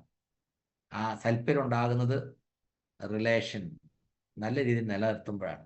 നല്ല രീതിയിൽ എന്ന് പറയുമ്പോൾ സൗമ്യമായി സംസാരിക്കാനും അതുപോലെ വിട്ടുവീഴ്ചകൾ ചെയ്യാനും ഒക്കെ നമ്മൾ പഠിക്കണം. ഒരു സേയിങ് ഉണ്ട്, കുച്ച് ഇസ് തരഹ മേനെ അപ്പനെ ജിന്ദഗി ബനായ എന്ന് പറഞ്ഞാൽ, ഞാൻ എൻ്റെ ജീവിതം ഇങ്ങനെ സന്തോഷകരമാക്കി. കുറച്ച് പേരോട് ക്ഷമിച്ചു, കുറച്ച് പേരോട് ക്ഷമ ചോദിച്ചു, കുറച്ച് പേരോട് ക്ഷമിച്ചു, കുറച്ച് പേരോട് ക്ഷമ ചോദിച്ചു. അങ്ങനെ ഞാൻ എൻ്റെ ജീവിതം വളരെ ലളിതമാക്കി, എളുപ്പമാക്കി എന്ന്. തീർച്ചയായിട്ടും ആ ഒരു ആറ്റിറ്റ്യൂഡ് നമുക്കുണ്ടാവണം. കാരണം നമ്മൾ ആളുകളുമായിട്ട് ഇടപെടുന്നവരാണ്. ബഹുജനം പലവിധം, ആരെങ്ങനെ പെരുമാറിയാലും നമ്മൾ ബി കൂൾ ആയിരിക്കണം. നമ്മുടെ നിയന്ത്രണത്തിലല്ലാത്ത കാര്യങ്ങളെക്കുറിച്ച് നമ്മൾ ചിന്തിച്ച് ടെൻഷൻ അടിക്കാൻ പാടില്ല. ആർസിമിന്റെ കാർഡിനൽ റൂൾസ് പറയില്ലേ, നെവർ ഡു 3C. എന്താണ് 3C? ക്രിട്ടിസൈസ് ചെയ്യുകയോ പരാതി പറയുകയോ കണ്ടം ചെയ്യുകയോ ചെയ്യാൻ പാടില്ല, അപലപിക്കുകയോ ചെയ്യാൻ പാടില്ല. അത് നമ്മുടെ വിലയില്ലാണ്ടാക്കും. Okay, understand the role of depot. ഡിപ്പോയുടെ റോൾ എന്താണെന്ന് നമ്മൾ മനസ്സിലാക്കുക. അവർ യഥാർത്ഥത്തിൽ ഹോൾസെയിൽ ഡീലറാണ്, ഇങ്ങനെ റീറ്റെയിൽ ചെയ്യേണ്ട രീതിയിലല്ല. 5-6 ചില ഷോപ്പുകൾ, ഞാൻ പറയാൻ പാടില്ല എന്നാലും പറയാണ്, ചില ഷോപ്പുകളുടെ പേരിൽ 5-6 ആളുകൾ അവിടെ പോയിട്ട് ഡിസ്പ്ലേ വാളിൽ പർച്ചേസ് ചെയ്യണം. ആരൊക്കെയാണെന്ന് പറഞ്ഞു വിടുന്നവർക്കും പർച്ചേസ് ചെയ്യുന്നവർക്കും ഡിപ്പോക്കാർക്കും അറിയാം, കുറച്ചൊക്കെ എനിക്കും അറിയാം. എന്നോട് പറഞ്ഞു, എൻ്റെ പൊന്ന് സാറേ, ഒരു ഷോപ്പിന്റെ കെയർ ഓഫിൽ 5-6 പേരാണ് പർച്ചേസ് ചെയ്യാൻ വരുന്നത്, എല്ലാം ഡിസ്പ്ലേ വാളുകാരാണ്. ഞാനിത് എങ്ങനെ മാനേജ് ചെയ്യും? പറഞ്ഞു കഴിഞ്ഞാൽ അവർക്ക് പിണക്കമാകും. സാർ ഒന്ന് പറയണം. ഇനി അങ്ങനെയുള്ള ആളുകളെ പേഴ്സണലി ഞാൻ വിളിച്ച് പറയാൻ പ്ലാൻ ചെയ്തിരിക്കുകയാണ്. കാരണം സിസ്റ്റം ഒന്ന് സ്ട്രീംലൈൻ ആക്കാൻ കുറച്ച് കർശനമായ നടപടികൾ നമുക്ക് ചെയ്യേണ്ടി വരും. അത്തരത്തിലൊരു പ്രയാസത്തിലേക്ക് ആരും പോകാതിരിക്കാൻ പ്രത്യേകം ശ്രദ്ധിക്കണം. സോ ഡിപ്പോയുടെ റോൾ എന്താണെന്ന് നമ്മൾ മനസ്സിലാക്കണം. Do not generalise the issues. പരാതിയിൽ പറഞ്ഞു തരണമല്ലോ, എപ്പ ചെന്നാലും ഒരു സാധനം കിട്ടില്ല സാറേ. ഒരാൾ പറയുന്നതാണ്, എപ്പ ചെന്നാലും ഒരു സാധനം കിട്ടില്ല. 5-6 കോടിയുടെ ടേൺ ഓവർ ചെയ്യുന്ന ഒരു ഡിപ്പോയെ കുറിച്ചുള്ള ഒരാളുടെ പ്രതികരണമാണ് ഇങ്ങനെ. എന്താണ് അവരോട് മറുപടി പറയേണ്ടത്? അവരെല്ലാവരോടും വളരെ മോശമായിട്ടാണ് പെരുമാറുന്നത്. പറയാറില്ലേ, ആളുകൾ പറയാറില്ലേ, അവരെല്ലാവരോടും വളരെ മോശമായിട്ടാണ് പെരുമാറുന്നത്. എന്നോട് പെരുമാറിയെന്നോ ഞങ്ങളോട് പെരുമാറുന്നോ പറയുന്നത് സമ്മതിക്കാം. എല്ലാവരോടും വളരെ മോശമായിട്ട് പെരുമാറും. കാരണം എന്താണ്? അവർക്ക് തീരെ സഹിക്കാൻ പറ്റുന്നില്ല. ഞാൻ പറഞ്ഞത്, നമ്മളൊരു കാര്യം പറയുമ്പോൾ അതിന് മുമ്പ് നമ്മൾ അതിനെ ഒന്ന് വിലയിരുത്തണം. ഞാൻ പറയുന്നതിൽ എത്രമാത്രം വസ്തുതയുണ്ട്. Do not generalise the issues. How a PUC can be developed. ഇനിയും കുറച്ച് കാര്യങ്ങളുണ്ട്. Always smile and wish a customer. നമ്മുടെ ഷോപ്പിലേക്ക് ഒരാൾ വരുമ്പോൾ അവരെ എങ്ങനെ ഡീൽ ചെയ്യണം, build a relation with them, share the product features to them. കാര്യങ്ങൾ പറഞ്ഞു കൊടുക്കണം, പ്രൊഡക്റ്റിനെ കുറിച്ച് പറഞ്ഞു കൊടുക്കണം. പുതിയ പുതിയ കാര്യങ്ങൾ പോളിസീസ് ഉണ്ടെങ്കിൽ അതിനെക്കുറിച്ച് പറഞ്ഞു കൊടുക്കണം. Online billing system, spot bill കൊടുക്കാനായിട്ട് ശ്രദ്ധിക്കണം. പല ആളുകളും പറയുന്നത്, സാറേ സാധനം മേടിച്ച് കഴിഞ്ഞാൽ ബില്ലടിക്കുകയില്ല, ബില്ലടിക്കുമ്പോൾ പകുതി സാധനമില്ല, ന്യൂട്രി ചാർജ് വാങ്ങിച്ചാൽ അതിന് പകരം വേറെ FMCG ആണ് അടിക്കുന്നത്, പിന്നെ വിളിച്ച് ചോദിക്കുമ്പോൾ ഇവിടെ അങ്ങനെ ബില്ലടിക്കുള്ളൂ എന്നാണ് പറയുന്നത്, തനിക്ക് വേണേ മേടിച്ചാൽ മതി എന്നാണ് പറയുന്നത്. ഇങ്ങനെയൊക്കെയുള്ള പരാതികളൊക്കെ കേൾക്കുന്നുണ്ട്. ഇതെല്ലാം നമുക്ക് തിരുത്തേണ്ടി വരും. കാര്യങ്ങൾ കൂടുതൽ മെച്ചപ്പെട്ട രീതിയിലേക്ക് കൊണ്ടുവന്നേ മതിയാകും. In case of internet or system failure, manual bill കൊടുക്കുമ്പോൾ അതിൽ കൃത്യമായി ഷോപ്പിൻ്റെ ഫോൺ നമ്പർ ഉൾപ്പെടെ ഡീറ്റെയിൽസ് ഉണ്ടാവണം. അവർ പോയി കഴിഞ്ഞിട്ട് പിന്നീട് അവർ വിളിക്കാൻ നമ്പറില്ലാത്ത രീതിയോ ബില്ലിനെ സംബന്ധിച്ച് കൺഫ്യൂഷൻ വരാൻ പാടില്ല. അതുകൊണ്ട് തീർച്ചയായിട്ടും ഇതിലൊക്കെ വളരെ കൃത്യമായിട്ട് സുതാര്യത നമ്മൾ ഉറപ്പുവരുത്തണം. ഷോപ്പ് കൊണ്ടുവന്ന ആളുകളും പ്രൊമോട്ട് ചെയ്യുന്ന ആളുകളും പ്രത്യേകം ശ്രദ്ധിക്കണം. മെയിൻ്റെ കസ്റ്റമർ രജിസ്റ്റർ. ഇന്നിപ്പോൾ നമുക്ക് ഓൺലൈനായിട്ടുള്ള സംവിധാനങ്ങൾ ഒത്തിരി ഉണ്ട്. നമുക്കൊരു വാട്സപ്പ് ഗ്രൂപ്പ് ക്രിയേറ്റ് ചെയ്യാം, അല്ലെങ്കിൽ ടെലിഗ്രാമിൽ ഒരു ഗ്രൂപ്പ് ക്രിയേറ്റ് ചെയ്യാം. അവരുമായിട്ടുള്ള കമ്മ്യൂണിക്കേഷൻ, ഒരു നോട്ടീസ് ബോർഡും ഡിസ്പ്ലേ ബോർഡും ഉണ്ടായിരിക്കണം. റെഗുലറായിട്ട് പ്രോഗ്രാം നടത്തണം. അതിനെക്കുറിച്ചുള്ള വിവരങ്ങൾ അവിടെ എഴുതിയിടണം. പ്രൈസ് ചേഞ്ചുകളോ മറ്റെന്തെങ്കിലും ഓഫറുകളോ കാര്യങ്ങളോ ഉണ്ടെങ്കിൽ കസ്റ്റമേഴ്സ് വരുമ്പോൾ അവർക്ക് കാണാവുന്ന തരത്തിൽ അത് അവിടെ ഡിസ്പ്ലേ ചെയ്യണം. ഈ ഗ്രൂപ്പുകളിൽ ഇടയ്ക്കിടയ്ക്ക് അത് നമ്മൾ സർക്കുലേറ്റ് ചെയ്യണം. പുതിയൊരു പ്രൊഡക്റ്റ് വന്നാൽ അതിനെക്കുറിച്ച് പറഞ്ഞു കൊടുക്കണം. ഞാൻ പറഞ്ഞു, ഇതിനകത്ത് എഴുതിയിരിക്കുന്ന പ്ലാൻ മിനിമം 2 PUC മീറ്റിങ്ങിനെ വന്നതാണ്. അത് ശരിയല്ല. ആഴ്ചയിൽ ഒരു മീറ്റിംഗ് വീതം നടത്തണമെന്നുള്ളതാണ് കമ്പനിയുടെ നിർദ്ദേശം. അപ്പോൾ അതിനകത്ത് നമ്മൾ വെള്ളം ചേർക്കാൻ പാടില്ല. അത് കൂടുതൽ ചെയ്യാൻ പറ്റുമെങ്കിൽ ഏറ്റവും നല്ലതായിരിക്കും. Bring new people to this. അങ്ങനെ നടക്കുന്ന മീറ്റിംഗിലേക്ക് പുതിയ ആളുകളെ കൊണ്ടുവരാനായിട്ട് നമ്മുടെ ഷോപ്പിൽ വരുന്ന കസ്റ്റമേഴ്സിനോടൊക്കെ പറയുക. Discount sale applicable only for associate buyers or new joining or referral people. Rest all sale should be on MRP. ഇക്കഴിഞ്ഞ ദിവസം ഒരാൾ എന്നോട് പറഞ്ഞു, സാർ, എൻ്റെ ഷോപ്പിൻ്റെ പരിസരത്ത് ഒരാൾ കൊണ്ടുവന്ന് ഹെൽത്ത് കാർഡ് വളരെ കുറഞ്ഞ വിലയ്ക്ക് വിൽക്കുന്നു, DPയേക്കാൾ 10 രൂപ കുറച്ച് കൊടുക്കുന്നു.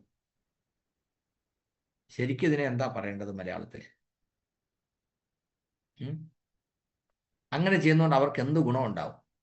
ഒരിക്കലും തെറ്റായ രീതികൾ നമ്മൾ ചെയ്യാൻ പാടില്ല. ഞാൻ പറഞ്ഞില്ലേ, RCM കാരിൽ നിന്ന് അത് പ്രതീക്ഷിക്കുന്നില്ല. If you are an associate buyer of RCM, unethical activities നിങ്ങളിൽ നിന്ന് ആളുകൾ പ്രതീക്ഷിക്കുന്നില്ല. അഥവാ നിങ്ങൾ ചെയ്യുന്നുണ്ടെങ്കിൽ you are not suitable in the system. അതാണ് ആളുകൾ പറയുക. അതുകൊണ്ടാണ് ഗോപാൽ സാർ പറയുന്നത്, RCM is not a vacuum cleaner, it is a filter. തീർച്ചയായിട്ടും നമ്മൾ മനസ്സിലാക്കണം, ക്വാളിറ്റി ഉള്ള ആളുകൾക്ക് മാത്രമേ RCMലൂടെ പുരോഗതി ഉണ്ടാവൂ.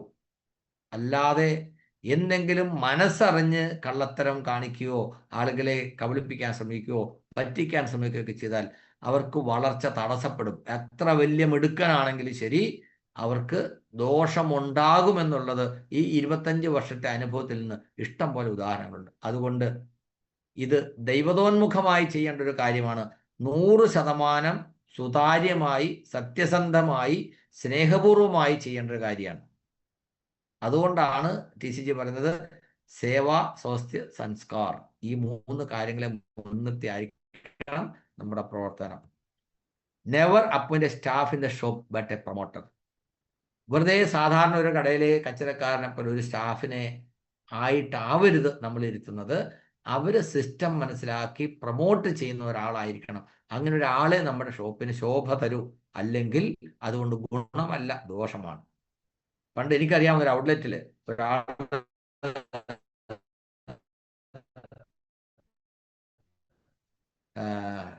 കടല വാങ്ങിക്കുകയും ചെയ്തു.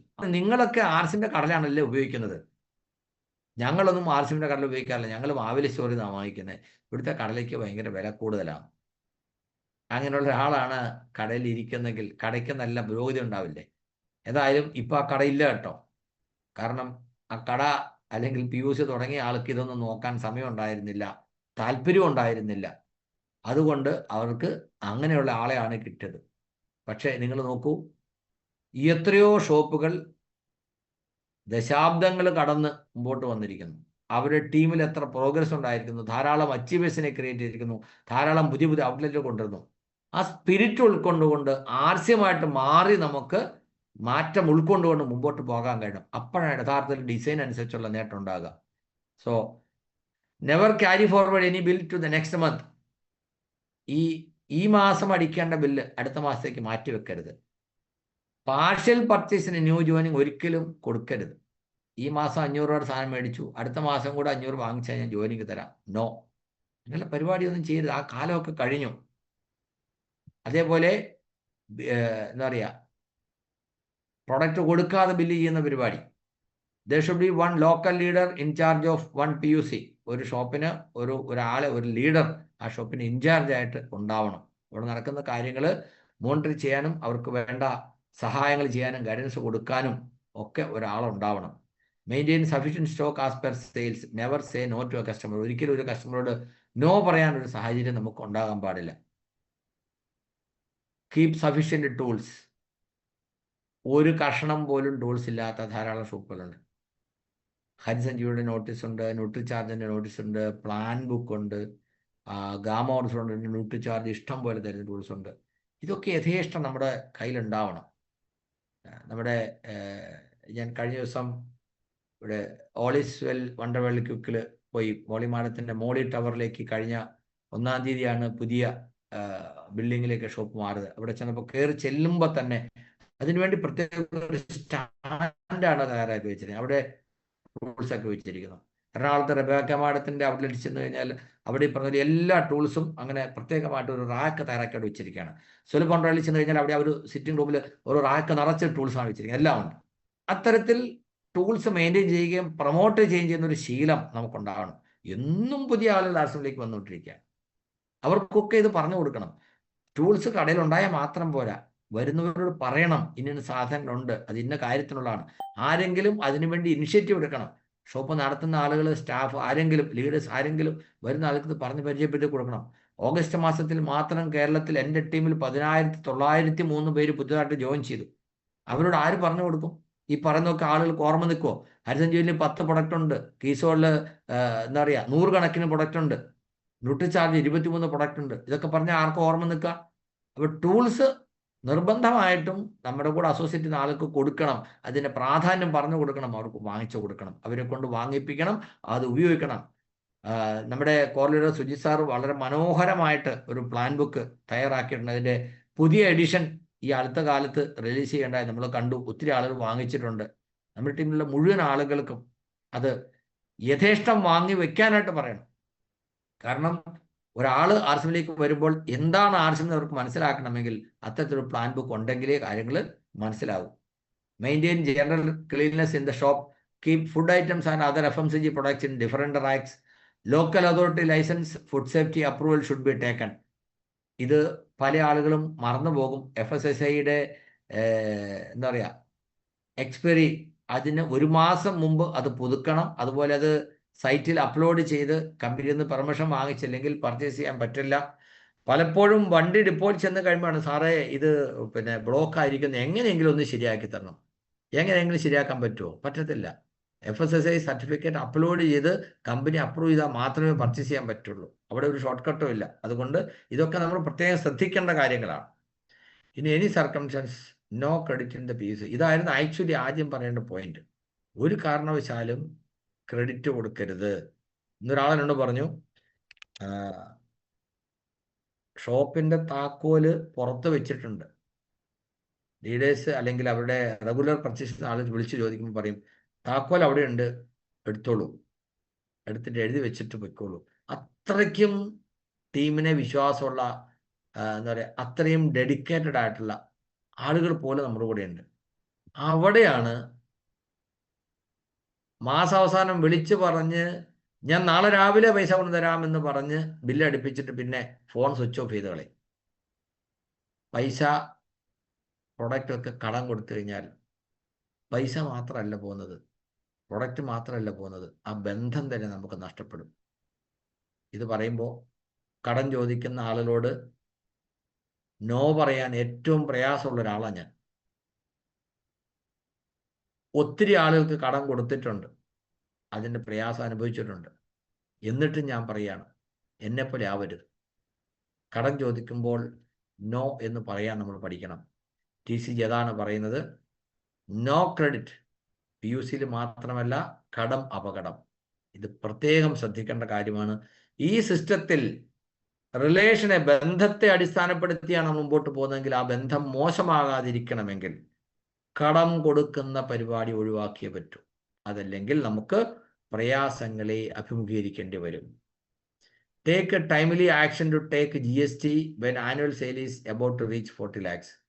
ഇന്ന് ഒരു വലിയ ശതമാനം ഷോപ്പുകളും GST എടുക്കേണ്ട ലെവലിലാണ്. 40 ലക്ഷം എത്തുന്നതിന് മുമ്പ് തന്നെ അതിന് വേണ്ട നടപടികൾ ചെയ്യുക. പിന്നീട് ഒരു കോംപ്ലിക്കേഷൻ പോകാൻ ഇടവരരുത്. സ്റ്റോപ്പ് പർച്ചേസ് ഡിപ്പോർട്ടിൽ GST is updated in the company. 40 ലക്ഷം ആയി കഴിഞ്ഞാൽ പിന്നെ GST എടുത്തു കഴിഞ്ഞാൽ അപ്ഡേറ്റ് ചെയ്യാതെ പർച്ചേസ് ചെയ്യരുത്. നിലവിലുള്ള സ്റ്റോക്ക് അപ്ഡേറ്റ് ചെയ്യാൻ വേണ്ട നിർദ്ദേശം നമ്മുടെ കൺസൾട്ടന്റിന് കൊടുത്ത് കൃത്യമായിട്ട് നിലവിലുള്ള സ്റ്റോക്ക് GSTയിലേക്ക് അപ്ഡേറ്റ് ചെയ്യുന്ന ഉറപ്പുവരുത്തണം. അതിന് 1 മാസത്തിനുള്ളിൽ ചെയ്യണമെന്നാണ്. GST അലോട്ട് ചെയ്ത് കഴിഞ്ഞാൽ, ഇഷ്യൂ ചെയ്ത് കഴിഞ്ഞാൽ നിലവിലുള്ള സ്റ്റോക്ക് 1 മാസത്തിനുള്ളിൽ നമുക്ക് അപ്ഡേറ്റ് ചെയ്യാമായിരുന്നു. നിങ്ങളുടെ കൺസൾട്ടന്റിനെ ബന്ധപ്പെട്ട് ചെയ്യുക. എന്തെങ്കിലും കാരണവശാൽ അത്തരത്തിൽ നിങ്ങൾക്ക് പ്രയാസങ്ങളുണ്ടെങ്കിൽ contact your technical achiever through him. നമുക്ക് കമ്പനിയുടെ അങ്ങേയറ്റം വരെ എത്താനുള്ള വഴികളുണ്ട്. ഓക്കെ, ഇപ്പോൾ എല്ലാ കാര്യത്തിനും കമ്പനി വളരെ പ്രോംപ്റ്റ് ആണ്. നിങ്ങൾ കൃത്യമായി ഒരു ഇമെയിൽ അയച്ചു കഴിഞ്ഞാൽ ഉടൻ തന്നെ അതിന് മറുപടി വരും. അതിനൊരു ticket number, token number allot ചെയ്യും. ആ ടോക്കൺ നമ്പറെ ഫോളോ ചെയ്തുകൊണ്ട് നമുക്ക് അതിൻ്റെ അപ്ഡേറ്റ്സ് അറിയാനൊക്കെ ഉള്ള സൗകര്യമുണ്ട്. കസ്റ്റമർ കെയറിലേക്ക് നമുക്ക് വിളിച്ചാൽ മലയാളത്തിൽ വരെ നമുക്ക് കാര്യങ്ങൾ പറഞ്ഞു തരാനുള്ള സജ്ജീകരണങ്ങളുണ്ട്. അങ്ങനെ ഒത്തിരി ഡെവലപ്മെൻറ്റ് കമ്പനിയിൽ ഉണ്ടായിട്ടുണ്ട്. ഇതൊക്കെ നമ്മുടെ ആളുകൾ അറിയണം, മനസ്സിലാക്കിക്കണം. അപ്പോൾ GST ഉള്ള ആളുകൾ കൃത്യമായിട്ട് മന്ത്ലി റിട്ടേൺസ് കൊടുക്കണം. പിന്നെ ഹോം വിസിറ്റ്, ഒരു ഷോപ്പിൻ്റെ പരിസരത്തുള്ള ഷോപ്പുകൾ, വീടുകളിൽ നമ്മൾ സന്ദർശിക്കണം. ഒരു നിശ്ചിത ഇൻ്റർവെല്ലിൽ, ശരിക്കും പറഞ്ഞാൽ ഒരു ഷോപ്പിൻ്റെ പരിസരത്തുള്ള ഒരു 500 വീട്ടുകാർക്ക് ഈ ഷോപ്പിൻ്റെ മേന്മ ഒന്ന് പറഞ്ഞു കൊടുത്താൽ അവിടുത്തെ ടേൺ ഓവർ എത്രയായിരിക്കും. പലപ്പോഴും തൊട്ടടുത്ത വീട്ടുകാരും തൊട്ടടുത്ത ഷോപ്പുകാരും പോലും ഇവിടെ എന്താണുള്ളതെന്ന് അറിയാറില്ല. അപ്പോൾ ഇത് നല്ല രീതിയിൽ ഒരു ഷോപ്പിനെ സംബന്ധിച്ച് ആ പ്രദേശത്ത് നല്ലൊരു പ്രൊമോഷൻ കൊടുത്താൽ ഒരു കൺസിസ്റ്റന്റ് ബിസിനസ് നമുക്ക് ഉറപ്പുവരുത്താൻ കഴിയും. പിന്നെ ഡിസ്പ്ലേ വാളിനെ കുറിച്ച് പറയാൻ, promote display wall with all associates in there houses. ഒരു 10,000 രൂപയുടെയെങ്കിലും പ്രൊഡക്റ്റ് എടുത്ത് വെക്കുന്ന നല്ല ഡിസ്പ്ലേ വാളുകൾ പ്രൊമോട്ട് ചെയ്യുക. ഇത് ടോട്ടൽ പ്രൊഡക്റ്റ് അവൈലബിലിറ്റി ഇൻക്രീസ് ചെയ്യാൻ സഹായിക്കും. ഒരു ഡിസ്പ്ലേ വാൾ ഉണ്ടെങ്കിൽ അദ്ദേഹത്തിൻ്റെ ടീമിലുള്ളവർക്ക് അവർക്ക് പ്രൊഡക്റ്റ് കൊടുക്കാനായിട്ട് കഴിയും. അപ്പം ഡിസ്പ്ലേ വാൾ പ്രൊമോട്ട് ചെയ്യുക. അത് ഒരു വീട്ടിലേക്ക് ഒരു എക്സ്ട്രാ ഇൻകത്തിനും അത് സഹായിക്കുന്നുണ്ടാകും. Adopt latest technologies like shopping machine, GPay, CCTV camera, bluetooth printer, ഇതൊക്കെ കാലത്തനുസരിച്ചുള്ള മാറ്റം ഉൾക്കൊള്ളാൻ തയ്യാറാകണം. വൈറ്റ് ബോർഡും മാർക്കറും ഒക്കെ നമുക്ക് ഷോപ്പിൽ റെഗുലർ മീറ്റിങ്ങിന് വേണ്ടി കരുതിയിരിക്കണം. പുതിയ പ്രൊഡക്റ്റുകൾ വരുമ്പോൾ അതിനെക്കുറിച്ചുള്ള ഡെമോയും കാര്യങ്ങളൊക്കെ ഷോപ്പിൽ നടത്തണം. RCMൻ്റെതല്ലാത്ത പ്രൊഡക്റ്റുകൾ ഷോപ്പുകളിൽ വെക്കാൻ പാടില്ല. അത് സെയിൽ ചെയ്യാനും പാടില്ല. അത് ഷോപ്പിൻ്റെ എന്താ പറയുക, പ്രവർത്തനത്തിൻ്റെ നിയമത്തിന് വിരുദ്ധമാണ്. 30 ദിവസം അസോസിയേറ്റ് ബയർ വാങ്ങിക്കുന്ന പ്രൊഡക്റ്റ് 30 ദിവസം വരെ തിരിച്ചു കൊടുക്കാനുള്ള ഓപ്ഷൻ ഉണ്ട് എന്നുള്ളൊരു വസ്തുത നമ്മൾ ഓർക്കണം. ഒരു അത്യാവശ്യ സന്ദർഭത്തിൽ ആരും തിരിച്ചു കൊടുക്കാൻ വരുമ്പോൾ അത് ഷോപ്പ് നടത്തുന്ന ആൾ അറിഞ്ഞിരിക്കണം. ഹോം ഡെലിവറി വളരെ പുതിയൊരു സിസ്റ്റമാണ്. എല്ലാവർക്കും അത് ചെയ്യാൻ പറ്റുന്ന കാര്യമാണ്. അതിലൂടെ ഒരു എക്സ്ട്രാ ഇൻകം ഉണ്ടാക്കാനുള്ള ഒരു ഓപ്പർച്യൂണിറ്റി ഉണ്ട്.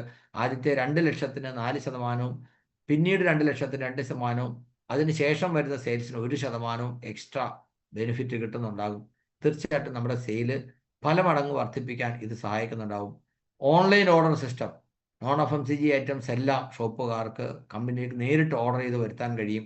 ടെക്സ്റ്റൈൽസ്, ഫുട്വെയർ, അതുപോലെ ഹരിസഞ്ജീവനി പ്രൊഡക്റ്റുകളൊക്കെ ഓൺലൈൻ ഓർഡർ ചെയ്ത് കഴിഞ്ഞാൽ നമുക്ക് ഫ്രീ ആയിട്ട് ഷോപ്പിൽ തന്നെ എത്തിക്കിട്ടും. അപ്പോൾ ട്രാൻസ്പോർട്ടേഷൻ ചാർജിലൊക്കെ കുറേ കോസ്റ്റ് നമുക്ക് സേവ് ചെയ്യാൻ കഴിയും. ഇങ്ങനെയുള്ള കാര്യങ്ങളൊക്കെ നമ്മൾ മനസ്സിലാക്കണം. Every PUC is company's property. Anybody can develop business there. Equal service to all irrespective of team. This will bring the business high automatically.